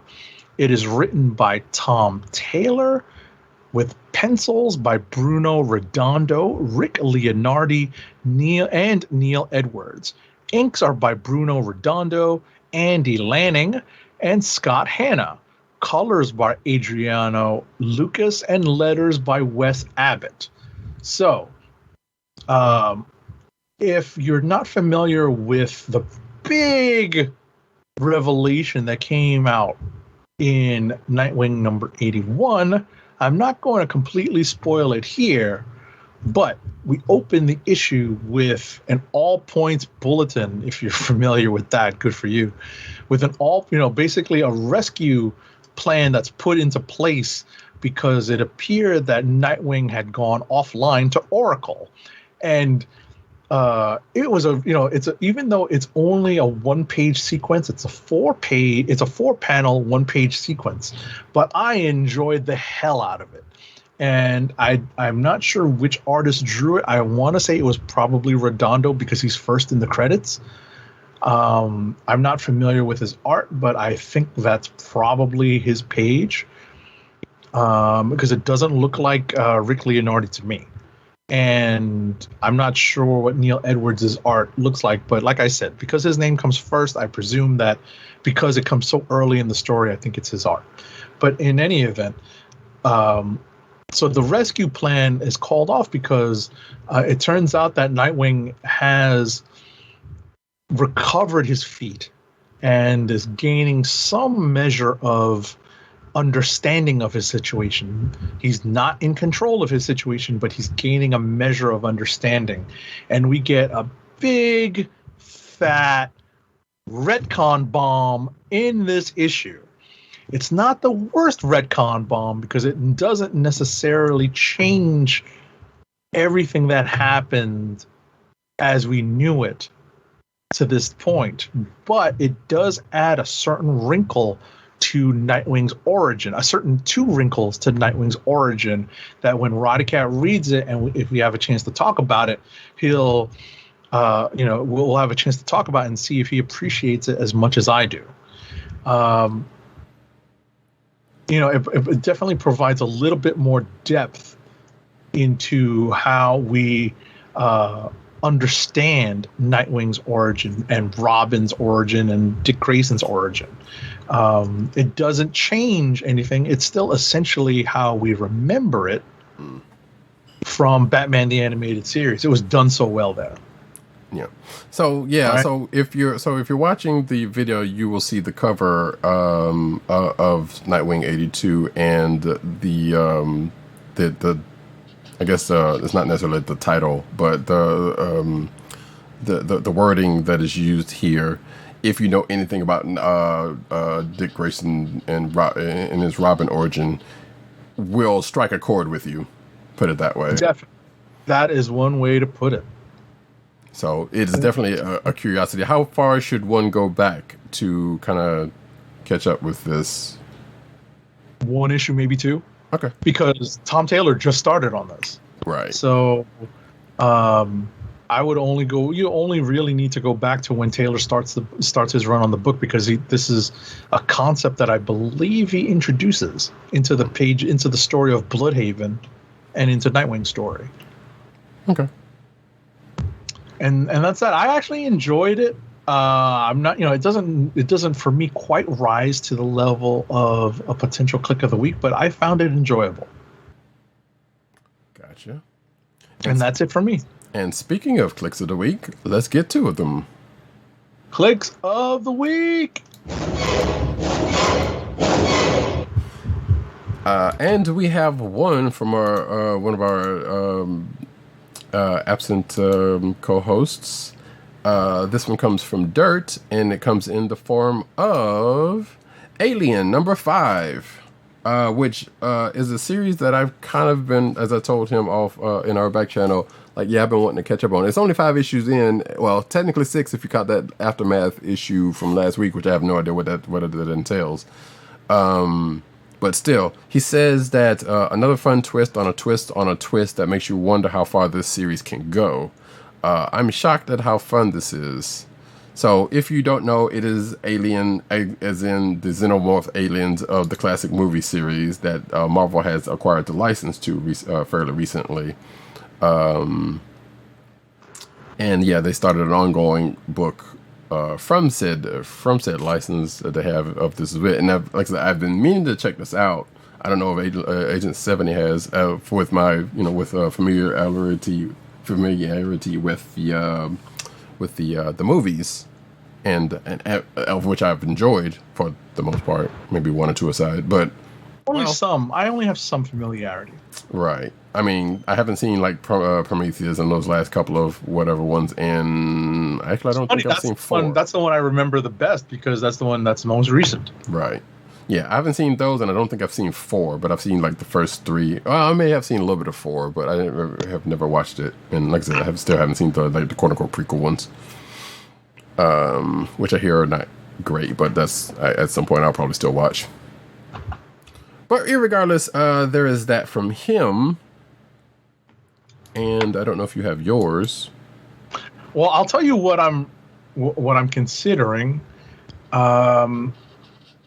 My potential clicks of the week are Moon Knight #1, which I enjoyed as a great jumping off point for a #1 book. Agreed. For a character that has had something of a not a checkered past, but a spotty past when it comes to solo series, but has had a decent history with creators over the course of our show. Let's put it that way. Yes, as in a resurgence. Yes, for this character. Yes. Mm-hmm. This character has definitely seen a resurgence, over the course of our show, which is now spanned for 8+ years. Right, and I was about to say who, at the time when he had this resurgence, didn't have a show as he does now. Right. Exactly. Doesn't have a leading man attached to him either. Well, no. To play it. Yeah, no, Oscar Isaac. That's what I'm saying. Oh, you're talking about at the time. Yes, you're right. I'm saying at the time. Right. Yes. I got you. At the time he didn't have one. Now he does. Yeah, true. And my other candidate is Guardians of the Galaxy #16, which I thought was a great way to get the ball rolling on this last Annihilation storyline. Mm-hmm. I really enjoyed it because it gave us a sense of the scope. It's wide-ranging, it's intergalactic, planetary, it's definitely, I definitely had that running in my head while this was going on, and I appreciated that very much. Mm-hmm. And like I said, what I really enjoyed are some of the character moments in this issue. There are, little things like that callback that Billy, that Wiccan makes about feeling something disturbing the Force, as it were for him, because he senses that something is amiss in within the family of the Scarlet Witch. Well, he didn't specifically call that out, but he basically says close to him, so yes. Yeah. Right. I mean, I'm saying that, right. But he's not as explicit as that. Right. He doesn't know for sure. His twin brother knows. Yes. So, and I really appreciated that takeoff that Nova had. I don't know why. I just kind of fixated on that page. I'm like, that is so cool. Probably because it harkens back to his classic book as the Human Rocket, which they even made mention of. I would suspect that has something to do with. Well, I just thought the sequencing was good too. Mm-hmm. Because there's mention of Peter Quill saying, "So you're gonna do the thing, huh?" Mm-hmm. Yeah, I'm about to do it. And you see him take the superhero pose. He doesn't throw his hair back, but kind of hard he to does do take the superhero pose to take off, not land, but to take off. Right. And, so, and there's also a callback to, like I said, him being the Human Rocket. Yeah. So, I enjoyed Guardians. So I think I'm going to go with Guardians of the Galaxy #16, but definite shout out to Moon Knight #1, which I thought was a really strong #1 issue to start a series. Okay. So that is Agent 70's pick as we put that back on the screen. And for myself, I know my potential collects. I mentioned earlier that Miles Morales Spider-Man number 28 is definitely one of them because it was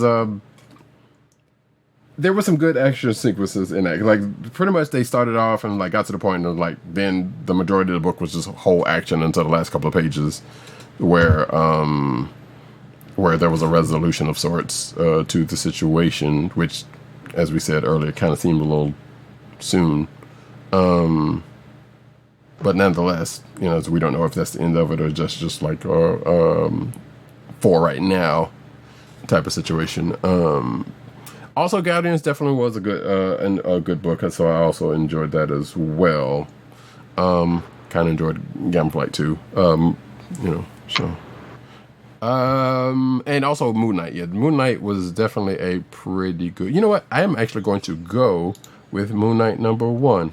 Again, we are fans of Jed McKay, and as a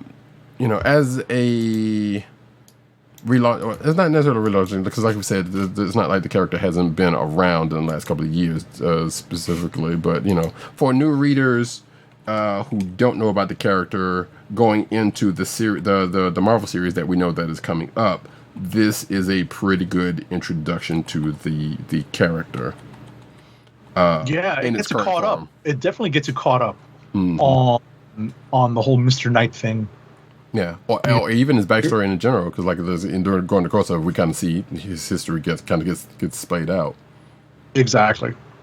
So yeah, so if you are interested in that, either going into the new series that has come up, or just in general, because Moon Knight has had some interesting stuff about him, especially in the past couple of years, as we said earlier, it's worth picking up for that.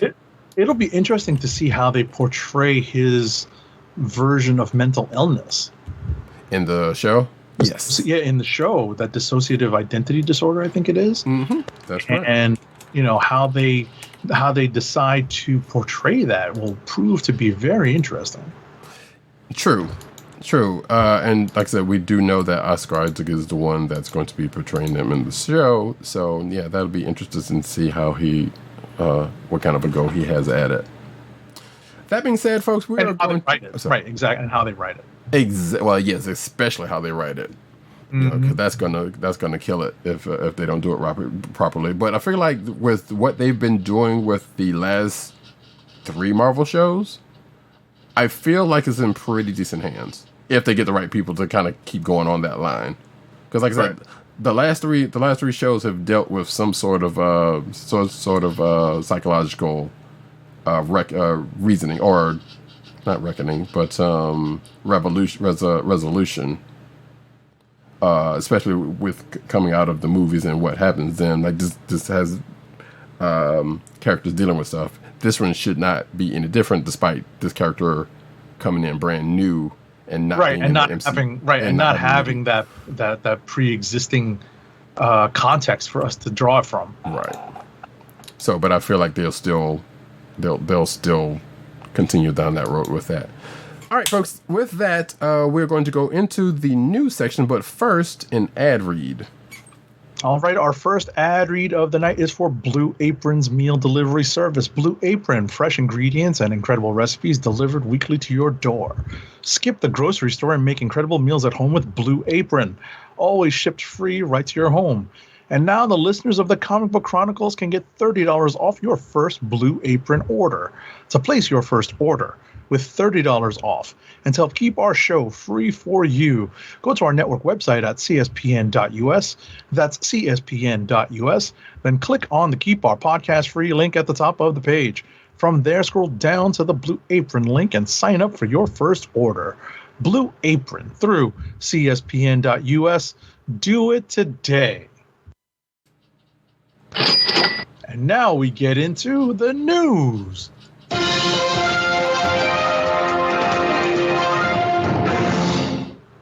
And we start off, as we do every week around this time, with the cinematic news. And I'm just going to go say this right here and now. Well, not right now. Despite Loki and being done and Black Widow already being out there, probably going to be some spoilers. Just gonna say. Suicide Squad pulls this Harley Quinn scene straight out of the comic books. So yeah, and I saw this tweet when this came out. So basically, Jimmy Palmiotti, who was a part of the creative team on recent Harley Quinn books, basically put out a tweet, says, love seeing these scenes and images in the Harley movies. They're not the Harley movies, but okay, that are comic book inspired. Cannot wait for the Suicide Squad by the amazing James Gunn. August 6th cannot get here soon enough. That page from issue 17 of our run of Harley Quinn, which if you're watching the video, you can see said tweet and said images that he's referencing. So, next up, so James Gunn revealed that there's one thing that the Warner Brothers studio asked the director of the newest Suicide Squad movie for, and that one thing was that Margot Robbie be included in her role as Harley Quinn. Not really a big surprise there, as she's proved to be one of the only bankable characters in the DCEU to date. I mean, people do enjoy her version of Harley. Like I feel like in that first movie, she was probably one of the more standout. Like, granted, they intentionally did that because they kind of centered around her and Will Smith's Bloodshot, being bankable stars. So, right. But still, like I said, her role in that was pretty well. So yeah, like you said, it was not surprising that this is the case. So, next up, speaking of Margot Robbie, stop it. Margot Robbie reacts to Harley Quinn's death in Zack Snyder's Justice League. So apparently she had no idea of Harley's fate in the Snyder Cut, to which we kind of sort of get alluded to in a post-credit scene. Spoiler alert, she died, folks. If you hadn't seen it, sorry. I'm not sorry, actually. So yeah, fans who saw the Snyder Cut... We're saving you the trouble. Kinda. Know that in the Nightmare Future scene reveals that Harley died in Batman's arms. Batman reveals this to the Joker during their conversation in his bleak future. Harley doesn't appear in the film, and it seems that no one told Margot Robbie about her character's off-screen demise. And she says, what? Robbie says after Entertainment Weekly broke the news to her. I didn't know that, and she laughs. Thanks for telling me. She then offers her thoughts on that development, highlighting how the DC film approach to adapting characters and stories differ from that of Marvel Studios. And she kind of goes on from there, which we will not. Next up. Alrighty, next up. So, we don't have to go too deep into this. Nope. But Zack Snyder's vision of the DCEU's future apparently is going to live on, as his storyboards made with Jim Lee and Jeff Johns have been adapted into a motion comic by Fandom. Oh, right. Okay. And that's the story. Yeah, whatever. Snyder Cut lives, the stuff lives on. Who cares? Guess what? We had a good story. It's called Injustice. It's going to be out as an animated thing, and it's already got a comic books and video games. Go with Grace.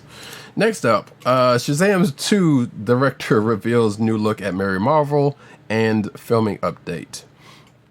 Shazam Fury of the Gods director David F. Sandberg reveals a new peek at Mary Marvel and gives an update about the DCEU's movie's production.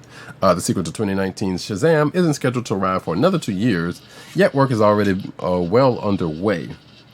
First titled The Fury of the Gods last year at DC Fandom, Shazam 2 will see the return of a young hero Billy Batson and his foster siblings, all of whom y'all know the story of Shazam. I hope if you don't, well, and if you didn't see the first movie, then hey, it is what it is. Yeah, and we know how they manifest their powers. We don't have to go out about that. I know they make these articles for people who may or may not be in the know, but Yeah, plot specifics for Shazam 2 are still being kept under wraps, but a handful of details have already been revealed. The villains will be played by Helen Mirren and Lucy Liu, which, hey, cool. I'm not sure if I knew that, those specific informations. While West Side Story breakout Rachel Ziegler also has joined the cast. We already knew about the Shazam family having new costumes for the sequel, and the person that's playing Mary Marvel is playing the Mary Marvel character, transformed Mary Marvel character.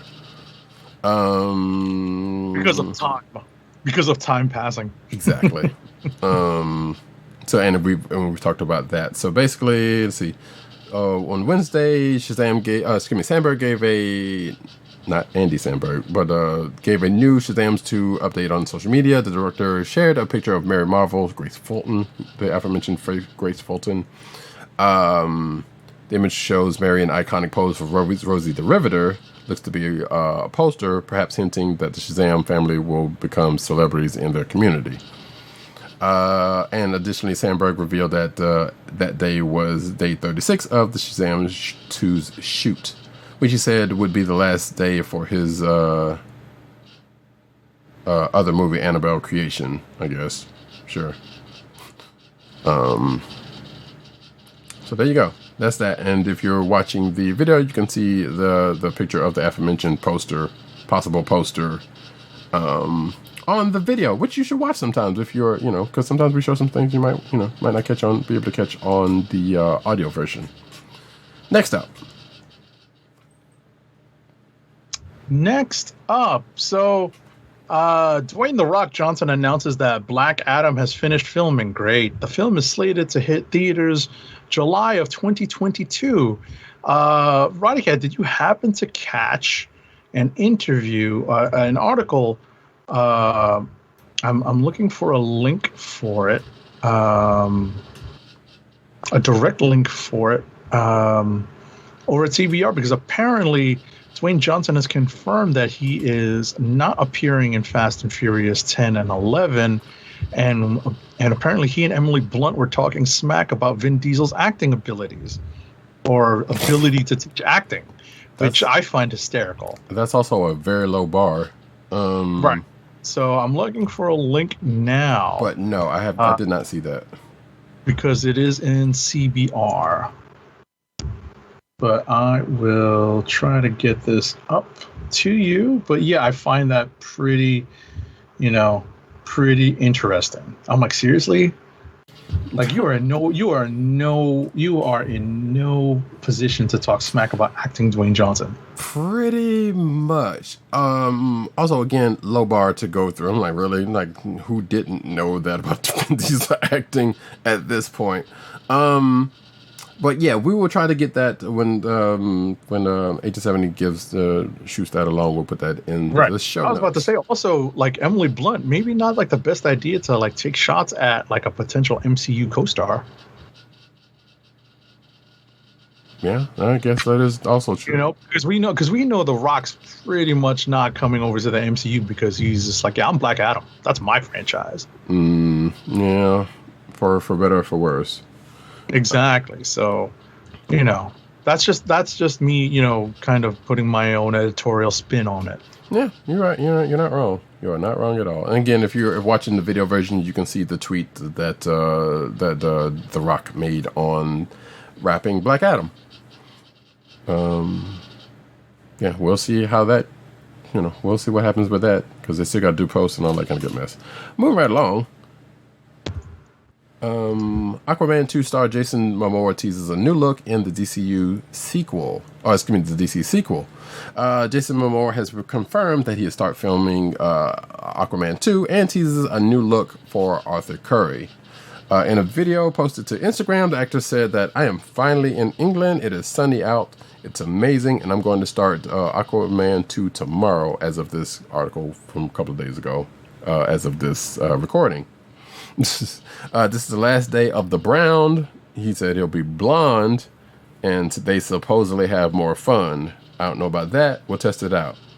But he's excited to see James Wan, the director, see my whole cast, and I just wanted to send my love to all my friends, cast members, and crew. Here comes Aquaman 2.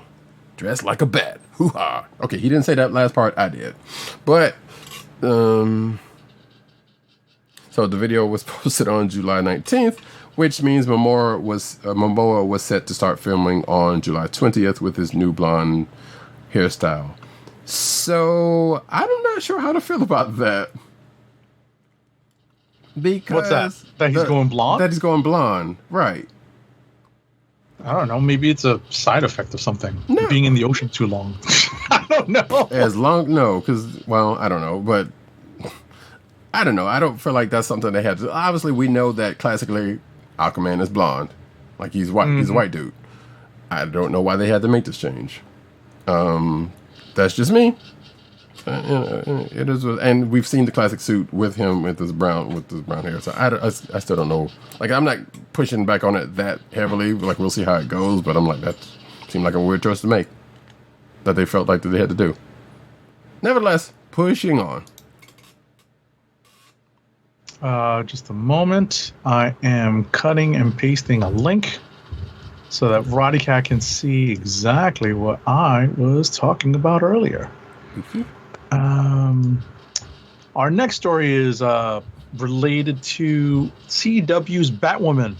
Victoria Cartagena is set to play Renee Montoya in the upcoming third season of Batwoman as a new series regular.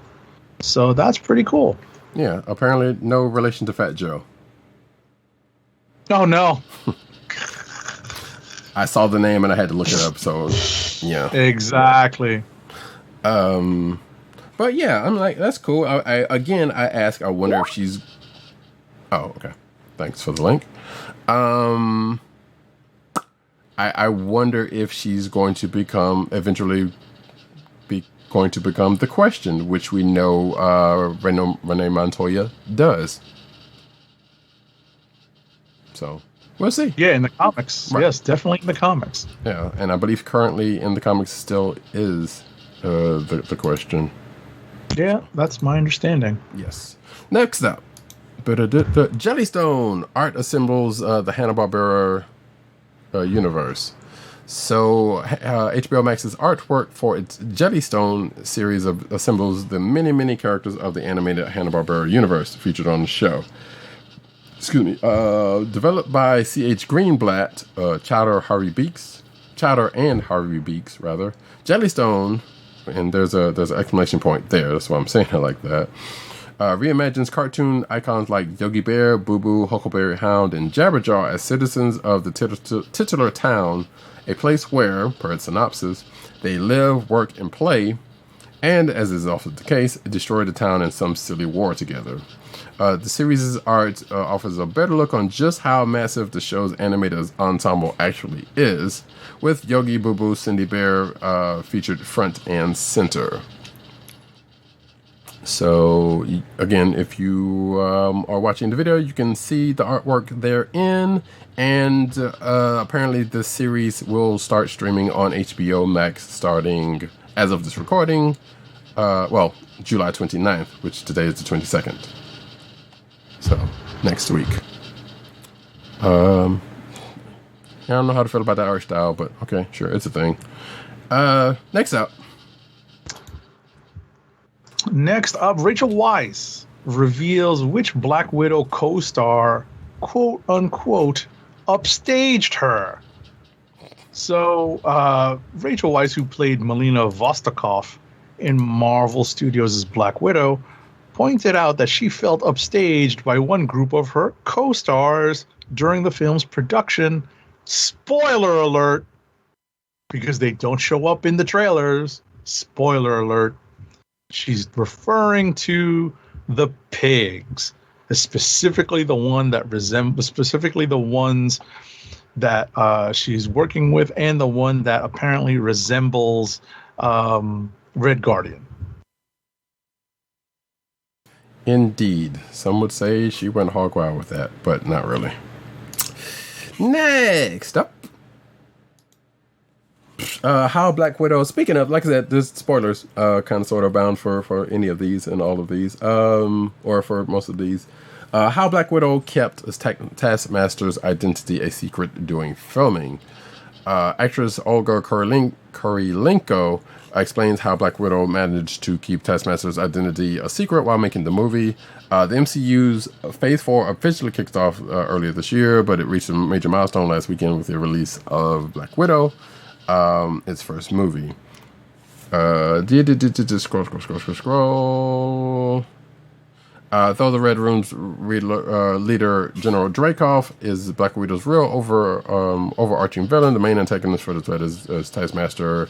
And it basically says here that everybody had to sign an NDA, and everybody knew, of course. We all know the Marvel snipers are always out there. So that it was not to be spoken about. We were shooting outside, and paparazzi was all over the place. I mean, I have to dress and walk away from my tent to set. They made this umbrella that had fabric hanging from it. I was underneath it, and I had to look through a little hole to see where I was going. So they were really on it. They were like, no one will see who she is. And they managed to pull it off. I mean, until now, no one knew. And she kind of just goes on from there. So, yeah, there you go. They had some tricks up their sleeve as to keeping the identity of Taskmaster secret. Next up,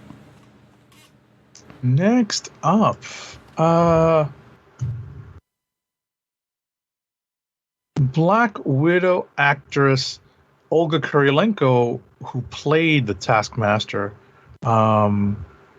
had a little bit to say about her MCU future, because she says in an interview to comicbook.com, says that there's so many directions she could still go. And I won't go further into it, but that's the gist of it. Yeah, and it's true, basically. Like they could do some things with that character. I assume, as we may or may not have talked about, one possible comic book reasoning that they could go with. We'll see if that actually ever happens. Next up, though, Black Widow writer didn't know what the post-credit scene was setting up, actually. Eric Pearson, who wrote the screenplay for Black Widow, based off of a story by WandaVision showrunner Jacques Schaefer and Ned Benson, revealed that he had no idea what the post-credit scene that he wrote was actually intended for. I won't go into what the post-credit scene was, but by now, if you've seen it or may have been spoiled on it, you kind of know what it is. Setting up a certain character next outing would be, but that's kind of a spoiler, but still, not enough to be like, to give the whole thing away. In fact, let me just scroll away from this article, from that part of the article real quick. So basically, all Pearson was told that the scene had to involve a couple of people and something that was going to happen between them with another MCU character, and that's where this person's probably going to be next scene in an upcoming MCU thing. There you go. Next.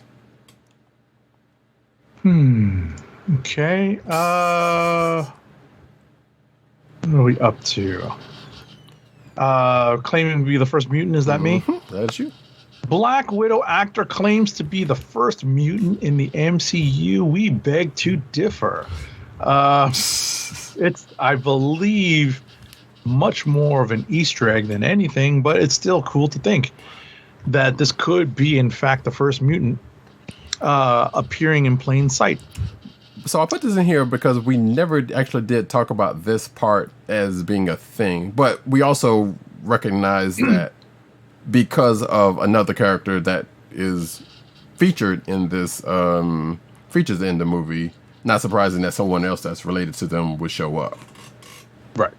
So Olivier Richters portrayed Ursa, one of the Russian prisoners locked up with David Harbour's Red Guardian. This is the character, spoiler alert, who gets his wrist broken during an arm wrestling match.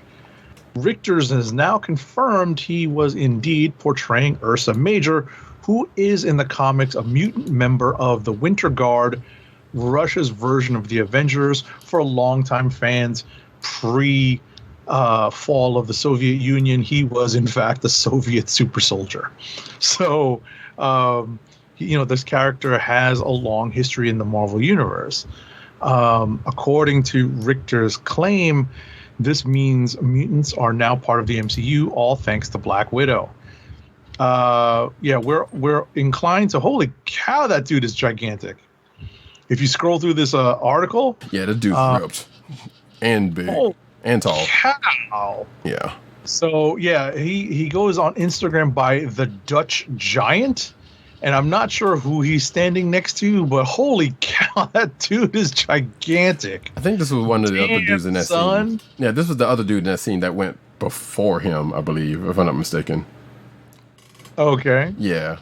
Because I feel like I remember that dude's face is that Gardner was kind of, whatever that scene was portraying. We won't, like I said, won't get it. It's a minor scene, but still. I mean, it's like one of those characters with Yao Ming standing next to somebody. Right.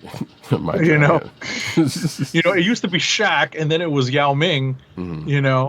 Making people look teeny tiny. Holy cow! Right. So if you're watching the video, version of this program, you know what we're talking. You see what we're talking about. And apparently there's apparently this Instagram post from this dude has put in a page from the recent Avengers arc with them, or something from the recent volume, I should say, because I'm scrolling through the post. Well, and a couple other things also. As you can see from the, oops, I didn't mean to do that. But regardless, yeah, there you go. That's that. Marvel's Blade reboot starring Mahershala Ali lands a director. Good news. It's good news. Yep. Marvel's upcoming Blade reshoot is still happening, according to this article, which we already knew. The eagerly awaited reworking of the popular half-vampire, half-human tale has scored a director in filmmaker Bassam Tariq. It's been a while since we've heard any developments on the movie starring everyone's favorite Daywalker, but behind the scenes tells a different story. According to Deadline, Marvel's Kevin Feige and star Mahershala Ali met with quote-unquote dozens of candidates going all the way back to the fall, originally with the intent of finding a writer-director to tackle the project. We already know that Stacey Osei Kuffour is the one writing the movie, and now looks at Bassam Tariq is directing. So cool. More steps forward. Next up, Winston Duke has confirmed he will return in his role as M'Baku in Black Panther Wakanda Forever, a sequel that the actor says is really special. We kind of expected this, because it's bringing back many of its other original stars, to the sequel. So, this just serves as confirmation, really. Yes. Next up, he says a little bit more about that, but it was like, which other returning cast members have made similar sentiments about, the script and how emotional it will be for obvious reasons. But next up, speaking of Black Panther, the Black Panther sequel casts Michaela Coel, which I'm kind of excited about because I love her. So apparently, she's from the HBO show, right? She's from, correct. Yeah, so some people, we'll get into that in a second. So Michaela Coel has joined the ensemble cast of Black Panther, the Wakanda Forever, the sequel to Black Panther. Character details are locked up per usual. Insiders say that Coel has joined director Ryan Coogler at Atlanta's Pinewood Studios, where production has begun last month. Marvel Studios declined to comment on the matter. So yes, if you may or may not be familiar with Michaela Coel, some folks may know her from I May Destroy You, which was her HBO Max series. Some people may know her from the episodes of Black Mirror, or more specifically, some people who know her from Chewing Gum, which is her stuff, which is her series, and also the film Been So Long. Apparently she was in Last Jedi, and I vaguely remember that being the case. So, but yeah, and if you haven't seen I May Destroy You, it's a pretty good show. It's a really good show, but it's might be kind of disturbing for some for content reasons, but it's really good. Been So Long is actually alright also, but yeah. Chewing Gum, exactly, because like I said, I know a lot of people know her from Chewing Gum and have enjoyed that show. I haven't watched it yet. So yeah, but like I said, I'm excited about that because I really like her. So next up, so Tom Hiddleston confirmed Marvel's What If animated show will connect to future events in the Marvel Cinematic Universe. The Loki actor described the show's premise during an appearance on The Tonight Show starring Jimmy Fallon, which I don't watch because Fallon sucks, stating, it's like, what if Loki wasn't adopted? What if Peggy Carter was the one who got the super soldier serum? What if the Ravagers kidnapped T'Challa instead of Peter Quill? It's what if some major event in MCU history had gone the other way, and what reality would we be living in now? Okay. Yeah. And again, we've talked about in past episodes that how they're kind of setting up a multiversal Avengers in the course of that What If, which we will see soon, amongst other things. So, not surprised. Loki finale also included a Miss Minutes fight scene. So, spoiler alerts for Loki number 6, the final episode of Loki number 6, I guess. For something that actually wasn't in there. The Loki finale almost included a Miss Minutes fight scene, director Kate Herron has revealed.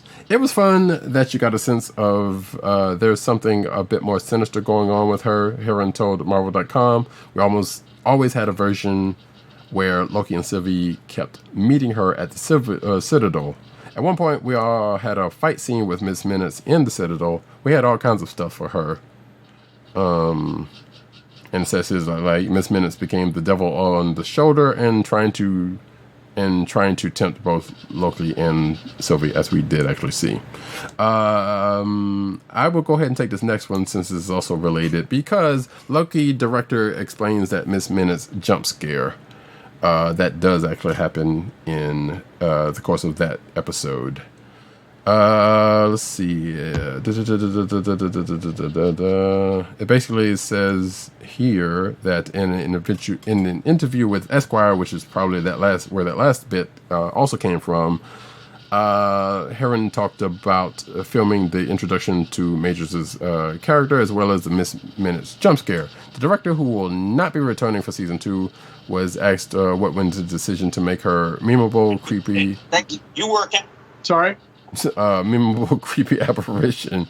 I love horror in my executive. I love horror, and my executive Kevin Wright knew that. Me and him were talking about episode 6, and I remember that he was like, "Oh, maybe you could do something creepy of Miss Minutes," and I immediately was like, "We have to do a jump scare." Because I haven't got to do a good jump scare in anything yet, and I really wanted to, because a lot of my friends are horror directors.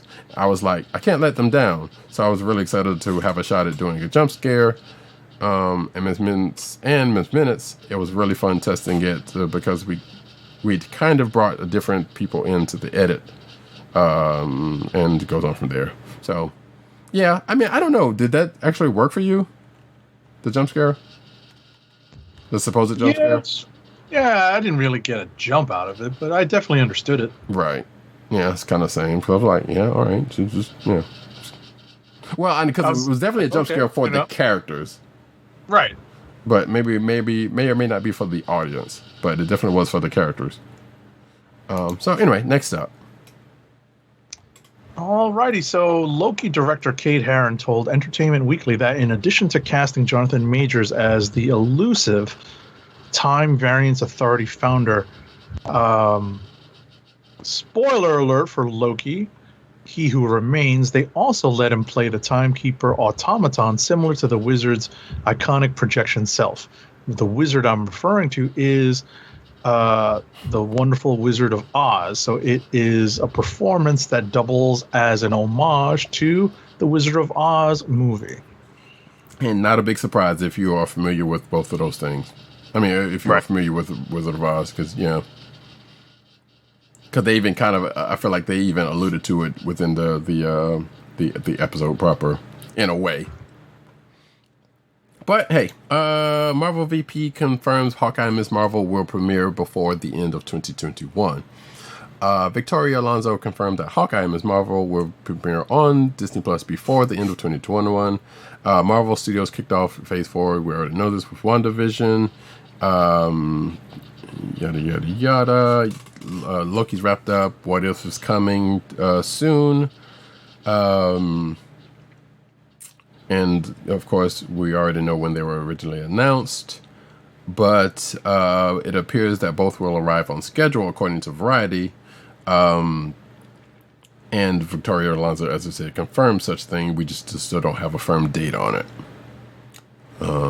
There's like 5 months left in this year, so you okay, better get a move on that, I guess.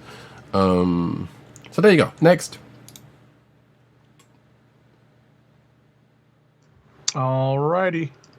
So this is a spoiler alert. Spoiler alert. Spoiler alert. Spoiler alert for the Bad Batch episode that premiered last week. Because I know Roddykat's not caught up at all. Correct. So I'm not going to say too much, but there is a stronger connection to characters in Rebels coming out of this episode of The Bad Batch.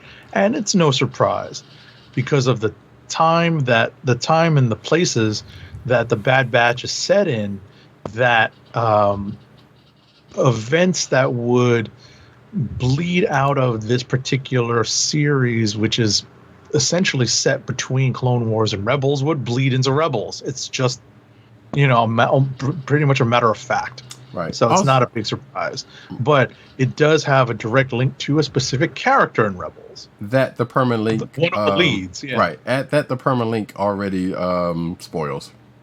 Oh, well, I didn't open it. I just, I was going off the dome. Mm-hmm. So I was going off the dome to try to spare Roddykat the spoiler. Yeah, no, I mean, like I had to pull this thing, so I had to read it at some point. So, I just appreciate, folks, that I do my best to spare you and Roddykat the spoilers the best I can. Yeah, but when Roddykat does the news, he does it to himself. So, Ian McShane to return as Winston in John Wick Chapter 4, not a big surprise. Next up. The John Wick spinoff, The Continental, is now a limited series with a bigger budget.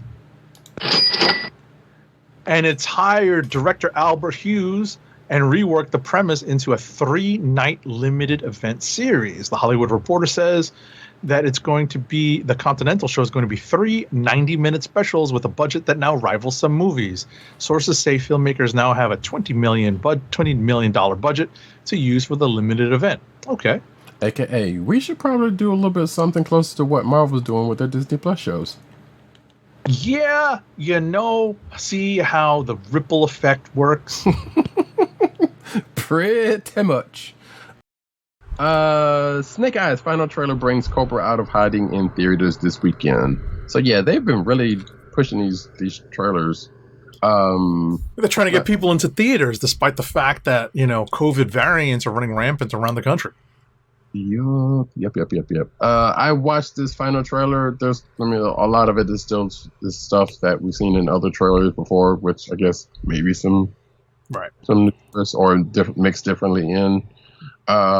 Still on the fence on this movie in itself. Definitely not going to the movie theaters to watch it. Yeah, I'm torn, and in very brief, very brief strokes.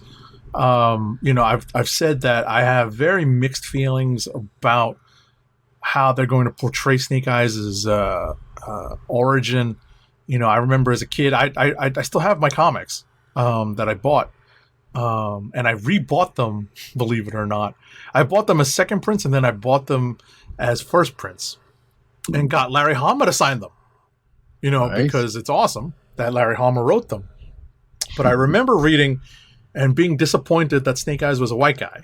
But I understood the story. I understood the origin. It made perfect sense. Now that they have changed Snake Eyes to being at least half Asian, being a Hapa, half Asian Pacific American, because that is in fact what Henry Golding is. He's actually British, so he's not even Hapa, he's Haba, half Asian British. He's Hob, but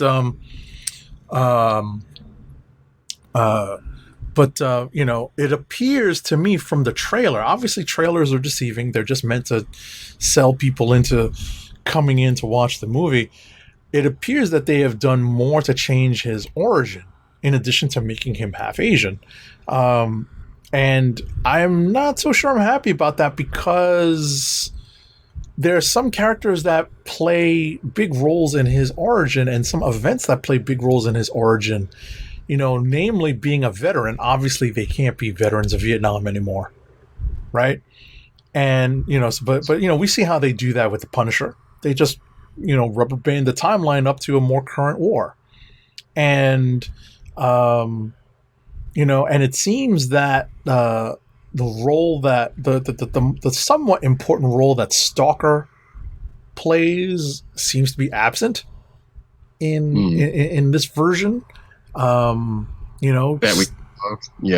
we know of. Obviously, maybe they bring him up in the movie. We just don't see it in the trailer, but it's as far as I can tell, it's the Snake Eyes origin made perfect sense and could have been easily adapted into modern times, but Hollywood's gonna Hollywood. Pretty much. So that's just a brief primer on my mixed feelings about the Snake Eyes movie. I like that Larry Hama has given his blessing to the casting of Henry Golding. I'm pretty sure I didn't have the guts to ask him why he didn't make Snake Eyes Asian in the first place. When I spoke to him, I've spoken to him a couple times at cons. I think he I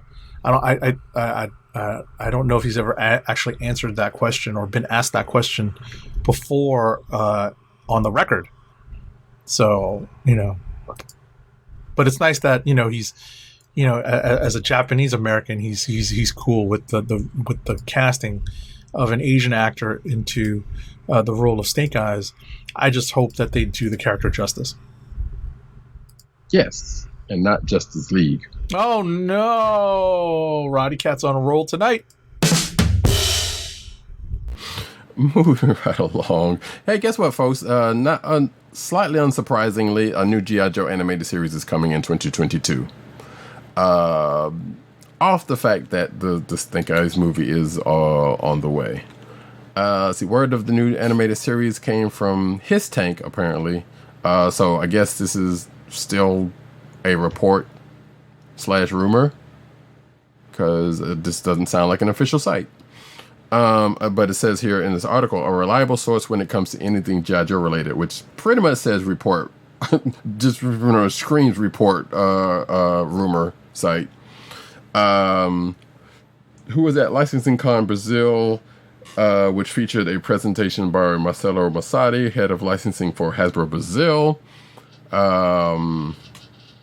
Like I said, grain of salt, that's one, folks. But I wouldn't be surprised if that actually happened. Next up, a new trailer for the final installment in the Transformers War for Cybertron trilogy, titled Kingdom, has been revealed ahead of its release this month. Oh, so that's coming out soon. That's cool. Yes, I believe actually on the 29th. That's cool. Mm-hmm. I'm looking forward to that, because I'm really, Netflix. I was about to say, have you caught up? Yes. Oh, yeah. Mm-hmm. I watched that. I watched that last one. Almost not shortly after it came out. Gotcha. So Netflix has released. Netflix has released the trailer for Transformers: War for Cybertron Kingdom. This is set to conclude the trilogy of miniseries which kicked off last summer when Siege debuted,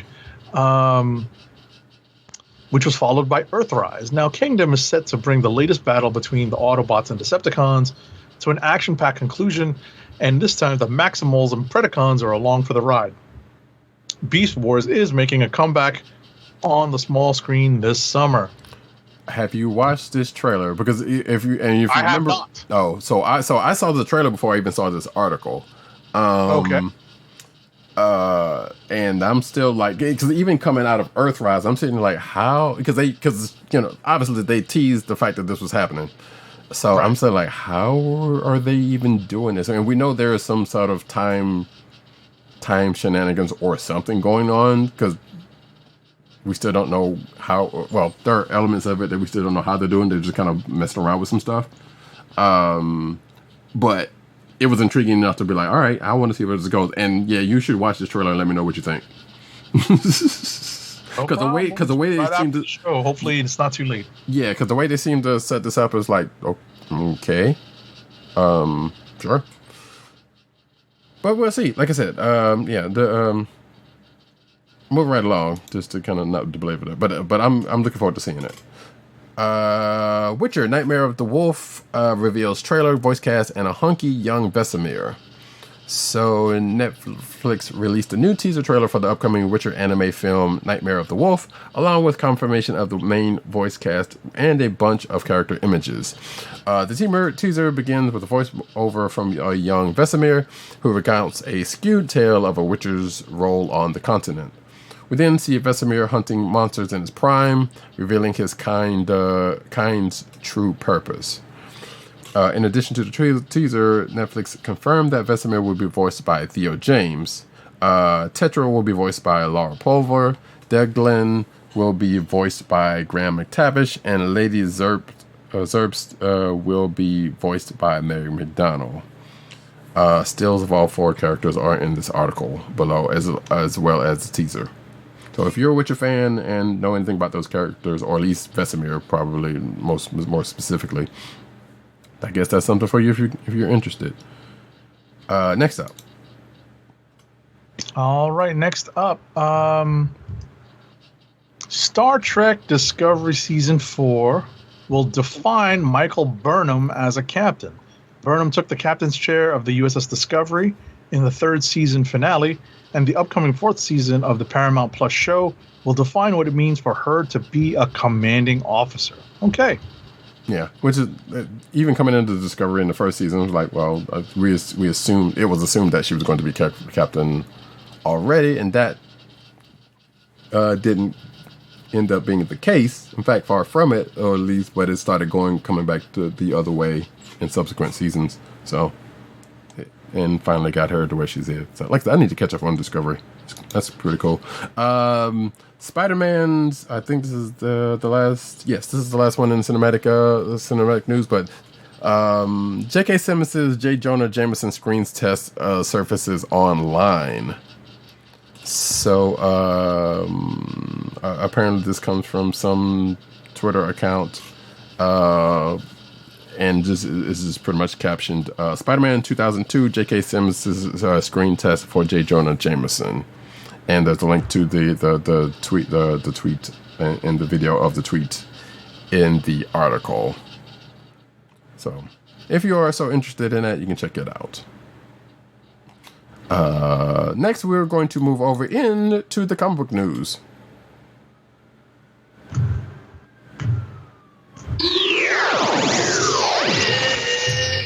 A little bit of anime news here. Chainsaw Man creator to release new story on Shonen Jump Plus.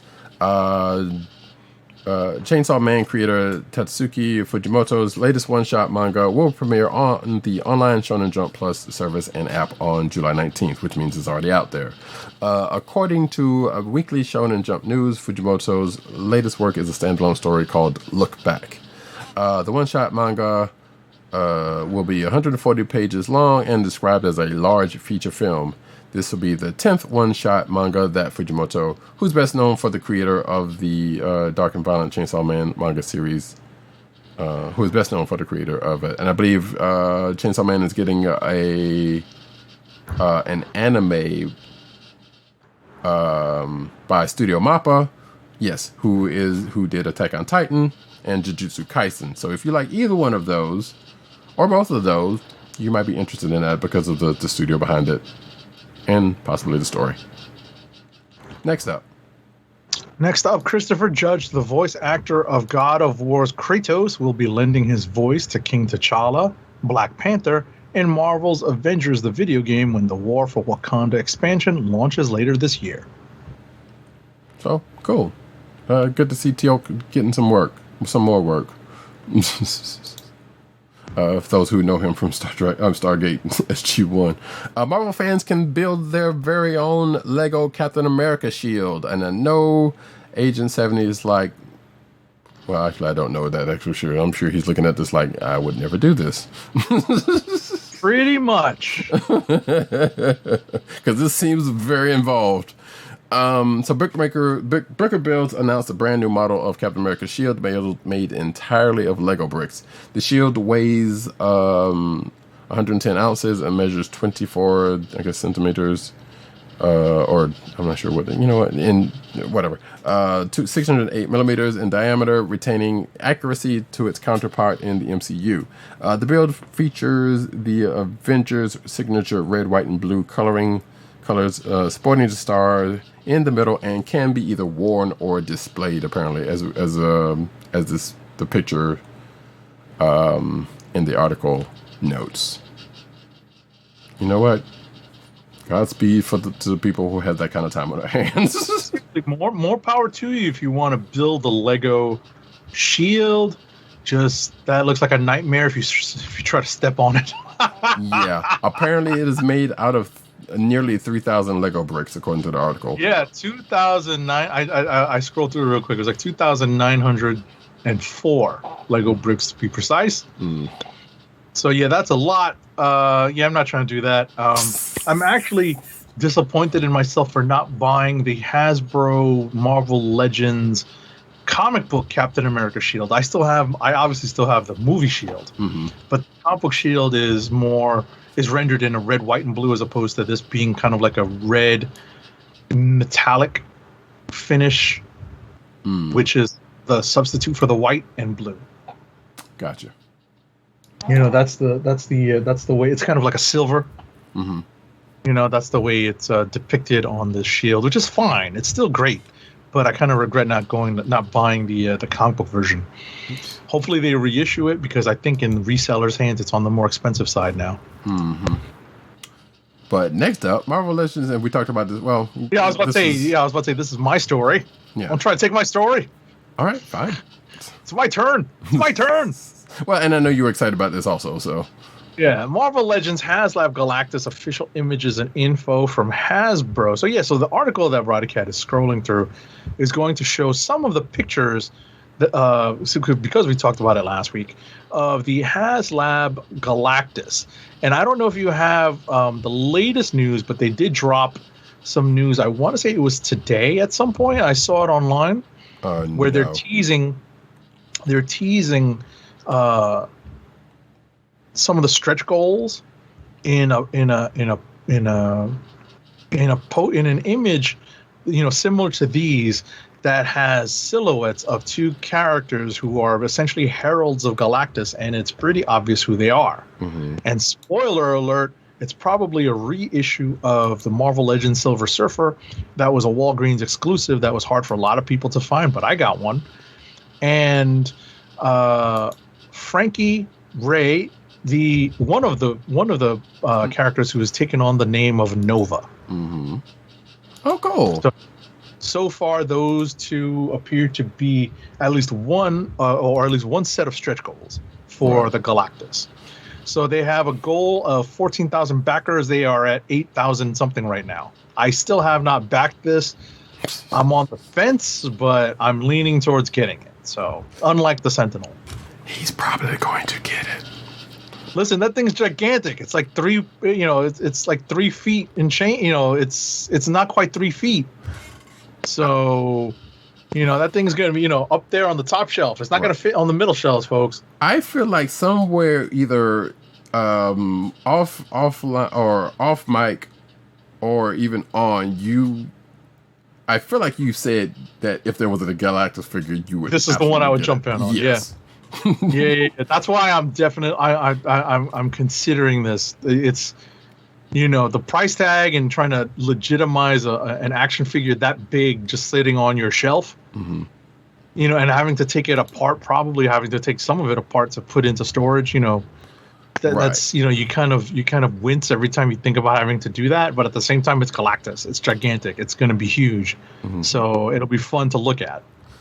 I would like a Lifebringer version, but that's also a reskin, and they would not do that because that's probably another couple $100. But yeah, I scrolled. If you're watching the video version, you've seen me scroll through the pictures that this article had on hand. That is quite detailed, and also had it up against a regular Marvel Legends figure for scale. Yeah, and the scale is incredible. It's it's insane how much bigger this figure is. So yeah. Moving right along, though. Speaking of Marvel Legends, your favorite Wolverine meme is now a Mondo collectible, actually. I saw this and I was like, okay, this is kind of funny. Mondo has memorialized the internet's beloved Wolverine Crush meme as an exclusive collectible figure. The 1/6 scale limited edition features Wolverine lounging in a bed and staring wistfully at a photo of Cyclops and Jean, of course, from X-Men the Animated Series. And even go through and put the episode number, the episode name and number in this article. Quote unquote, even self-healing rage heroes need a moment to themselves, said a press release from Mondo. The Wolverine figure comes with 4 swappable facial expressions, retracted and extended claws, lighting claw energy effect, a swappable glossy photo of Cyclops and Jean, and a turkey leg. The figure retails for $200 and will be available for pre-order. It will be available for pre-order technically today, as of this time in the recording, July 23rd, the first day of 2021's Comic-Con at home. And yes, folks, look forward to more news coming out of that next week. So that's kind of cool, and you can see, if you're watching the video, you can see pictures of the box, and the some of the accoutrement. Next up.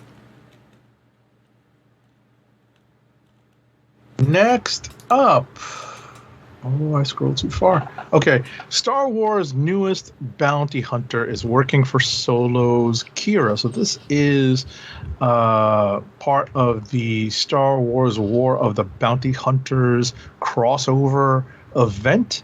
And the newest bounty hunter involves, spoiler alert for Star Wars Bounty Hunters number 14. Shows that one of the newest bounty hunters, what is this character's name? I think I just saw it. We might have actually mentioned this character. Deathstick, I think, is the character's name. And that is one of the new bounty hunters introduced, Deathstick, during this event. Mm-hmm. To which, yeah, so there's that mini-series is still ongoing at this point, and there was a book or two. I think Aphra and War of the Bounty Hunters 2 or 3 came out this week, but neither one of us had a chance to read it.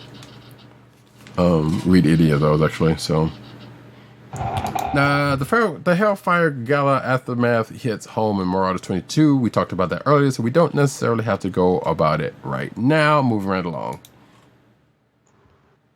Okay.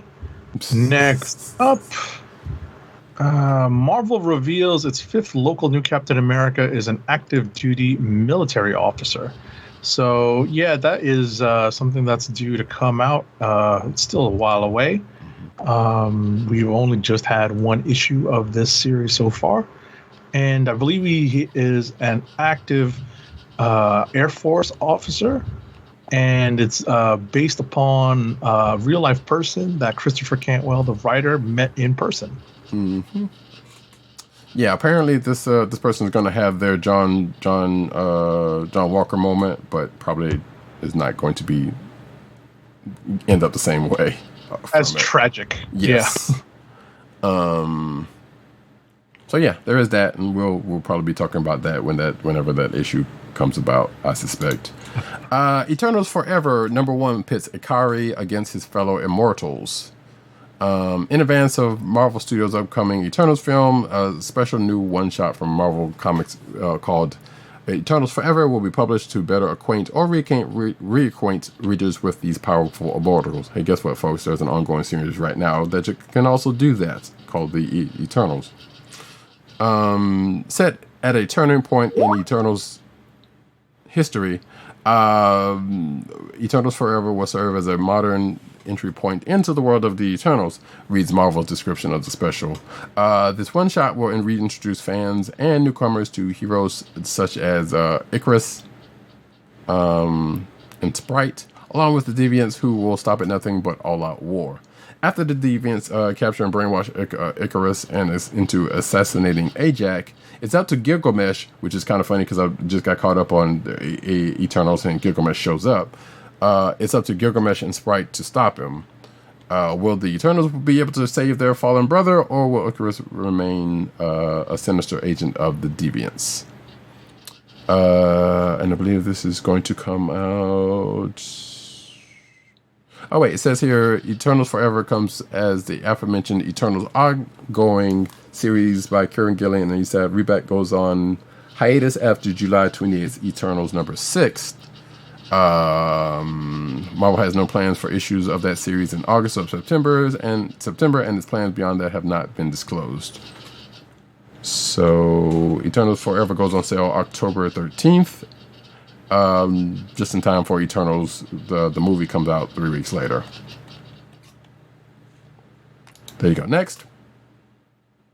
Marvel celebrates Latinx heroes of its past, present, and future in Comunidades special with Spider-Man, Ghost Rider, America Chavez, the White Tiger, and more. This is one of those Marvel Voices books, so we are familiar with those anthology books. This is set to come out on October 20th, so it's still a little while away. As I peruse the link that 87 just passed to me, I'm not sure if that's interesting or not, but interesting. It's the Russo brothers. Yeah, so it's interesting for that respect. That being said, moving right along. Bink. Luke Cage returns to save Harlem in new Marvel series City of Fire, because he didn't start the fire. It was always burning. You know the song. If you don't know the song, I don't know. Since the world's been turning. Exactly. Actually, and then, yeah, I think I saw that. I might actually have that link actually that you just put in there, but I didn't put it in. But thank you. The steely-skinned superhero Luke Cage returns this fall in a new series that puts him back on the front lines defending his home neighborhood of Harlem.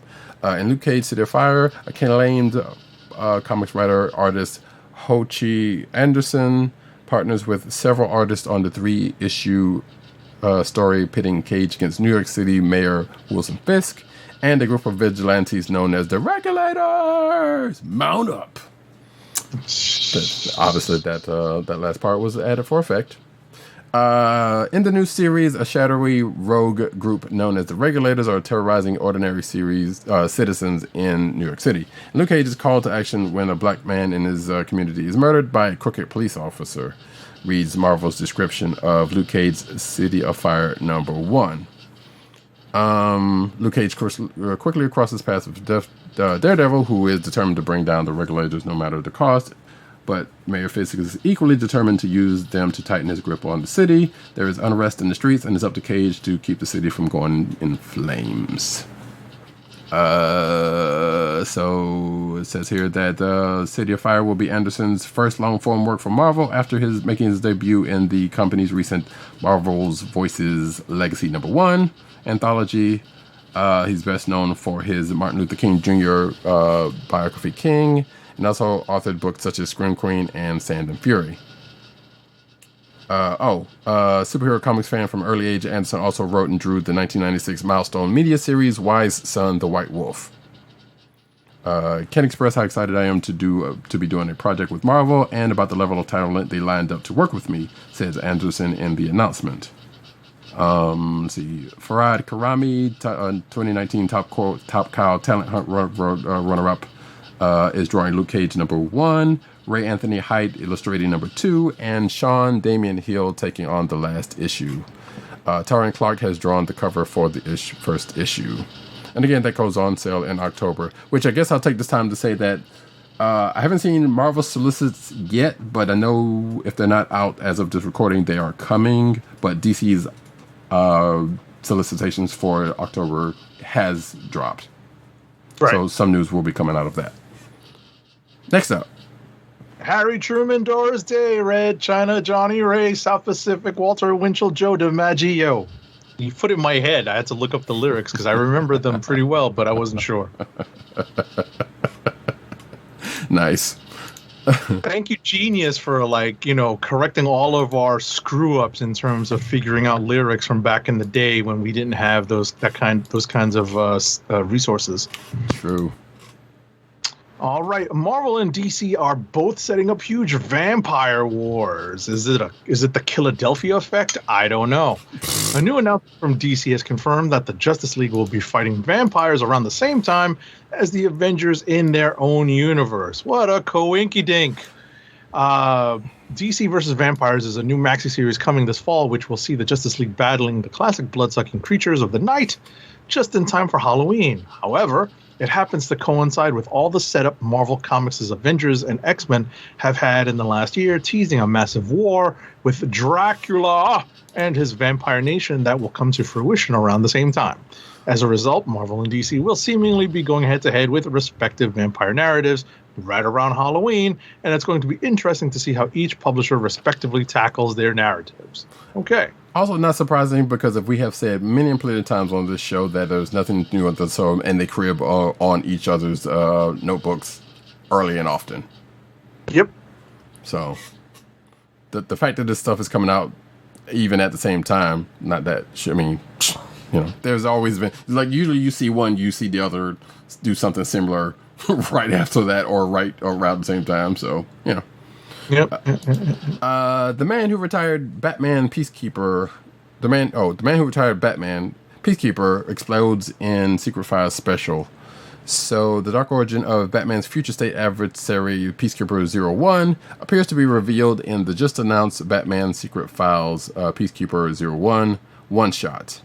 Revealed as a part of the aforementioned October solicits, Batman Secret Files Peacekeeper 01 will fill in the gaps from the Arkham Asylum Guard readers met in March's Infinite Frontier Zero to become the sinister superhero hunter named Peacekeeper 01, who rules Gotham City in the near future storyline Future State. Picking up from the events of Fear State, Alpha follows Sean Mahoney, a.k.a. Peacekeeper number 1, which I don't remember seeing if that's... I still don't remember when this has come... when they did this part. When did they reveal this dude's thing? Just recently. Yeah, that's right, but I can't remember when and where. It was in the pages of Batman. It was within the last 2 months. Okay, that explains that, because I'm not reading Batman, so, okay. No, but I definitely have mentioned it on the show. Right. I guess. Well, wait, even his name? Yeah. Okay, well, I don't remember then. I didn't want to spoil the name. But gotcha. I think ultimately what ended up happening is that I mentioned that it's a character that did pop up early on in this Tinian run, and they brought him back, and he's revealed to be the Peacekeeper 01. Right. Okay, so this, I think part of this next part, I feel like I remember, or it might have shown up in a Future State book. In the wake of his exposure to highly potent fear toxin at the hands of Scarecrow, reads DC's description. So I do remember, I think that was the Harley Quinn Future State thing, to where Harley Quinn and Scarecrow were kind of sort of working together, but this was in Future State, so it was would be after the fact at a certain point. Regardless, yeah, so I guess we'll see the origin story well after the fact that this thing's kind of been wrapped up. Yeah, because Future State is Future State. That's how they wanted to do it. Fine. Right. And current Marvel and current DC series are kind of still in the before that. Right. Or certain ones anyway. Right. Alrighty, next up. Michael Keaton's Batman is back in a Batman 89 preview. August 10th debuts a six-issue series written by Batman and Batman Returns screenwriter Sam Hamm and illustrated by artist Joe Quinones. As the title Batman 89 implies, it's set in the universe of the seminal superhero films directed by Tim Burton and starring Michael Keaton. Not only that, the new comic book series will pull on a number of threads left dangling by the prolific director. Okay. I suppose that's the case. Where's Bob? That's all I need to know. Where's Bob in this situation? Well, He's dead. He gets killed by the Joker. I know. Well, I mean, they could have did it like in between the movie or something, but I know they didn't. I'm actually kind of looking forward to see how they play this out. Because if I'm not understanding, they're also putting, or maybe not. I thought I saw something. Yeah. The Christopher Reeve Superman is also going to either show in this or something, or they're doing he's gonna have his own, that's right. Superman 78. Yes, that's right. He's going to have his own series. Yes, I think these are web first series. I probably so. I believe that is the case. I already closed the article because I opened it up to the last one, but yeah, that's what I read is that they're going to be separate digital first series. Right, and it was just like the Wonder Woman 77 series, so that's not, and the other like Batman 66 and stuff like that. So I believe they were all digital first ones. Booster Gold and Blue Beetle, welcome back, Kevin McGuire. So that is, I guess this is for this week's. No, it's not for this week's because actually that did come out. So Blue and Gold came out this week, which is the Booster Gold and Blue Beetle book. Neither one of us read it, but per the October's solicit, artist Kevin McGuire is going to come back come in at Blue and Gold's number 4, and writer Dan Jurgens coming in to provide some guest art alongside series artist Ryan Sook. Looks like it's all hands on deck for the series, which follows the superhero duo as they try to make an honest living with each other with their own superhero business. And it kind of goes into the solicit's description of the issue number 4. But I guess part of the takeaway here is that let's just say, well, according to this article, a member of the Suicide Squad a member of the Suicide Squad from the upcoming movie is going to be an adversary of this team. So there you have it. If you want to know who that is, you can check out the article. Last but not least, if you are a fan of the Dungeons and Dragons 1980s Saturday morning cartoon that debuted on CBS back in 83 and ran until 85, then here's some news for you. The newest Dungeons and Dragons adventure will contain one or more characters from the original animated series. The Wild Beyond the Witchlight, an upcoming D&D adventure set mostly in the Feywild, will feature multiple characters that originally appeared in the cartoon. So let's see here. All right. The Wild Beyond the Witchlight will be released on September 21st, 2021. And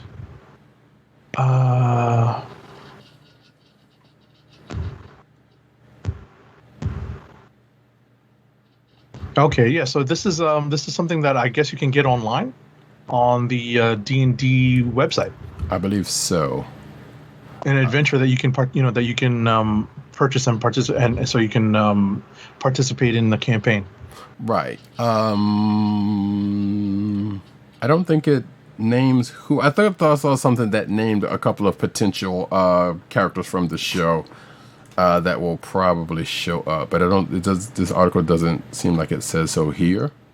But it also mentions that 3 other characters, Warduke, Strongheart, and Kellic, and if you know your D&D lore in any popular sense, I guess you know at least one of those 3 names. These were characters from the D&D action figure line from the 80s, and also ended up in the cartoon. All I want to know is, can I recruit Diana for my party as an NPC? That's what I need to know. You can tell me that, and I will look forward. And I'm going to say, I don't know if this article mentions it or not, but it's not the first time the cartoon D&D characters have shown up in any D&D stuff, because I believe there was a comic book series from back in the day that like Presto and one of the other characters showed up in a book. So I saw this article and I was like, okay, this is cool. I enjoyed that show a lot, for what it was. You should check it out. It's probably on YouTube, more likely. But that's it for the news. How about one last ad read, please, sir? Our last ad read of the night is for Wink, the personalized wine club. Wink is a world of wine delivered right to your door. From rosé to Cabernet to Torronté, Wink has over 100 styles of wines to discover. Ever try an orange wine? Wink connects you to a world of exclusive wines tailored to your taste and delivered directly to your door. Wink delivers 4 bottles of wine to you every month with free shipping. You can pick your own bottles or let Wink choose and match to your taste. It doesn't cost a thing to become a member, and you can skip or cancel anytime. And now the listeners of the Comic Book Chronicles can enjoy an exclusive discount of $20 off your first order. To place your first order with $20 off and to help keep our show free for you, go to our network website at cspn.us/wink. That's cspn.us/WINC. Wink wines through cspn.us. Do it today. And if you get the nerves to wink after that commercial or during that commercial, you are not alone. And with that, folks, we have come to the end of another exciting episode of the Comic Book Chronicles. Don't ask me how we ended up being 3 hours without doing a Loki recap or anything. That's kind of ridiculous, but sometimes it happens. I have been Roddykat. You can find me at Roddykat on Twitter. You can find me at News Nerds Need on Twitter. You can find me at CBCaps on Instagram. Agent_70 on Twitter and Instagram. PCN_Dirt on Twitter. Pop Culture Net on Twitter. PopCultureNetwork.com is all those umbrella sites they're in, and possibly still bite under comic reviews, no vowels. Tim DOGG98 on Twitter. The Osiris that is ish. You can also find him at CBCron on Twitter, which is the Comic Book Chronicles Twitter account. You can find him at The Click Nation on Twitter. That's TheKlickNation. TheClickNation.com. And, of course, you can find Tim writing his face off over at Comic Book Reviews, CBR.com. You can find this here podcast on your podcast. You can find this here podcast on the Cold Slither Podcast Network. That's CSPN.us. Do it today. You can also find us on your podcast personal place of choice, whether it be Google Play, Apple iTunes, aka Apple Podcasts, Spotify, or the Cold Slither Podcast Network's SoundCloud page. You can also find us recording every week, 9:30 p.m. on Eastern Standard Time on the YouTube channel of The Click Nation. That's youtube.com/TheClickNation. And also twitch.tv/Comic Book Chronicles, all one word.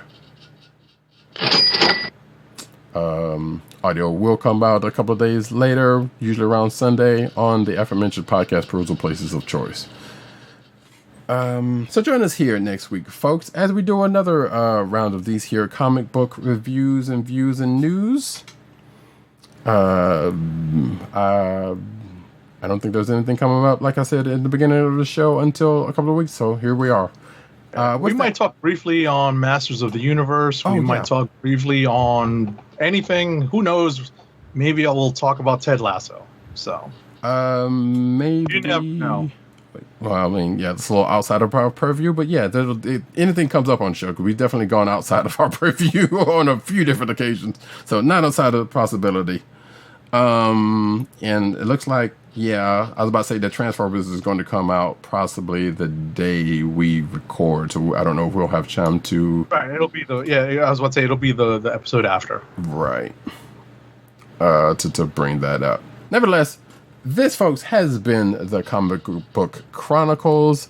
Peace. Peace. 1. Eisenhower vaccine. England's got a new queen. Marciano Liberace Santayana. Goodbye. My time is up. Peace out to Brooklyn. Good evening, Rick. Would you believe it's Doctor Doom? What's on your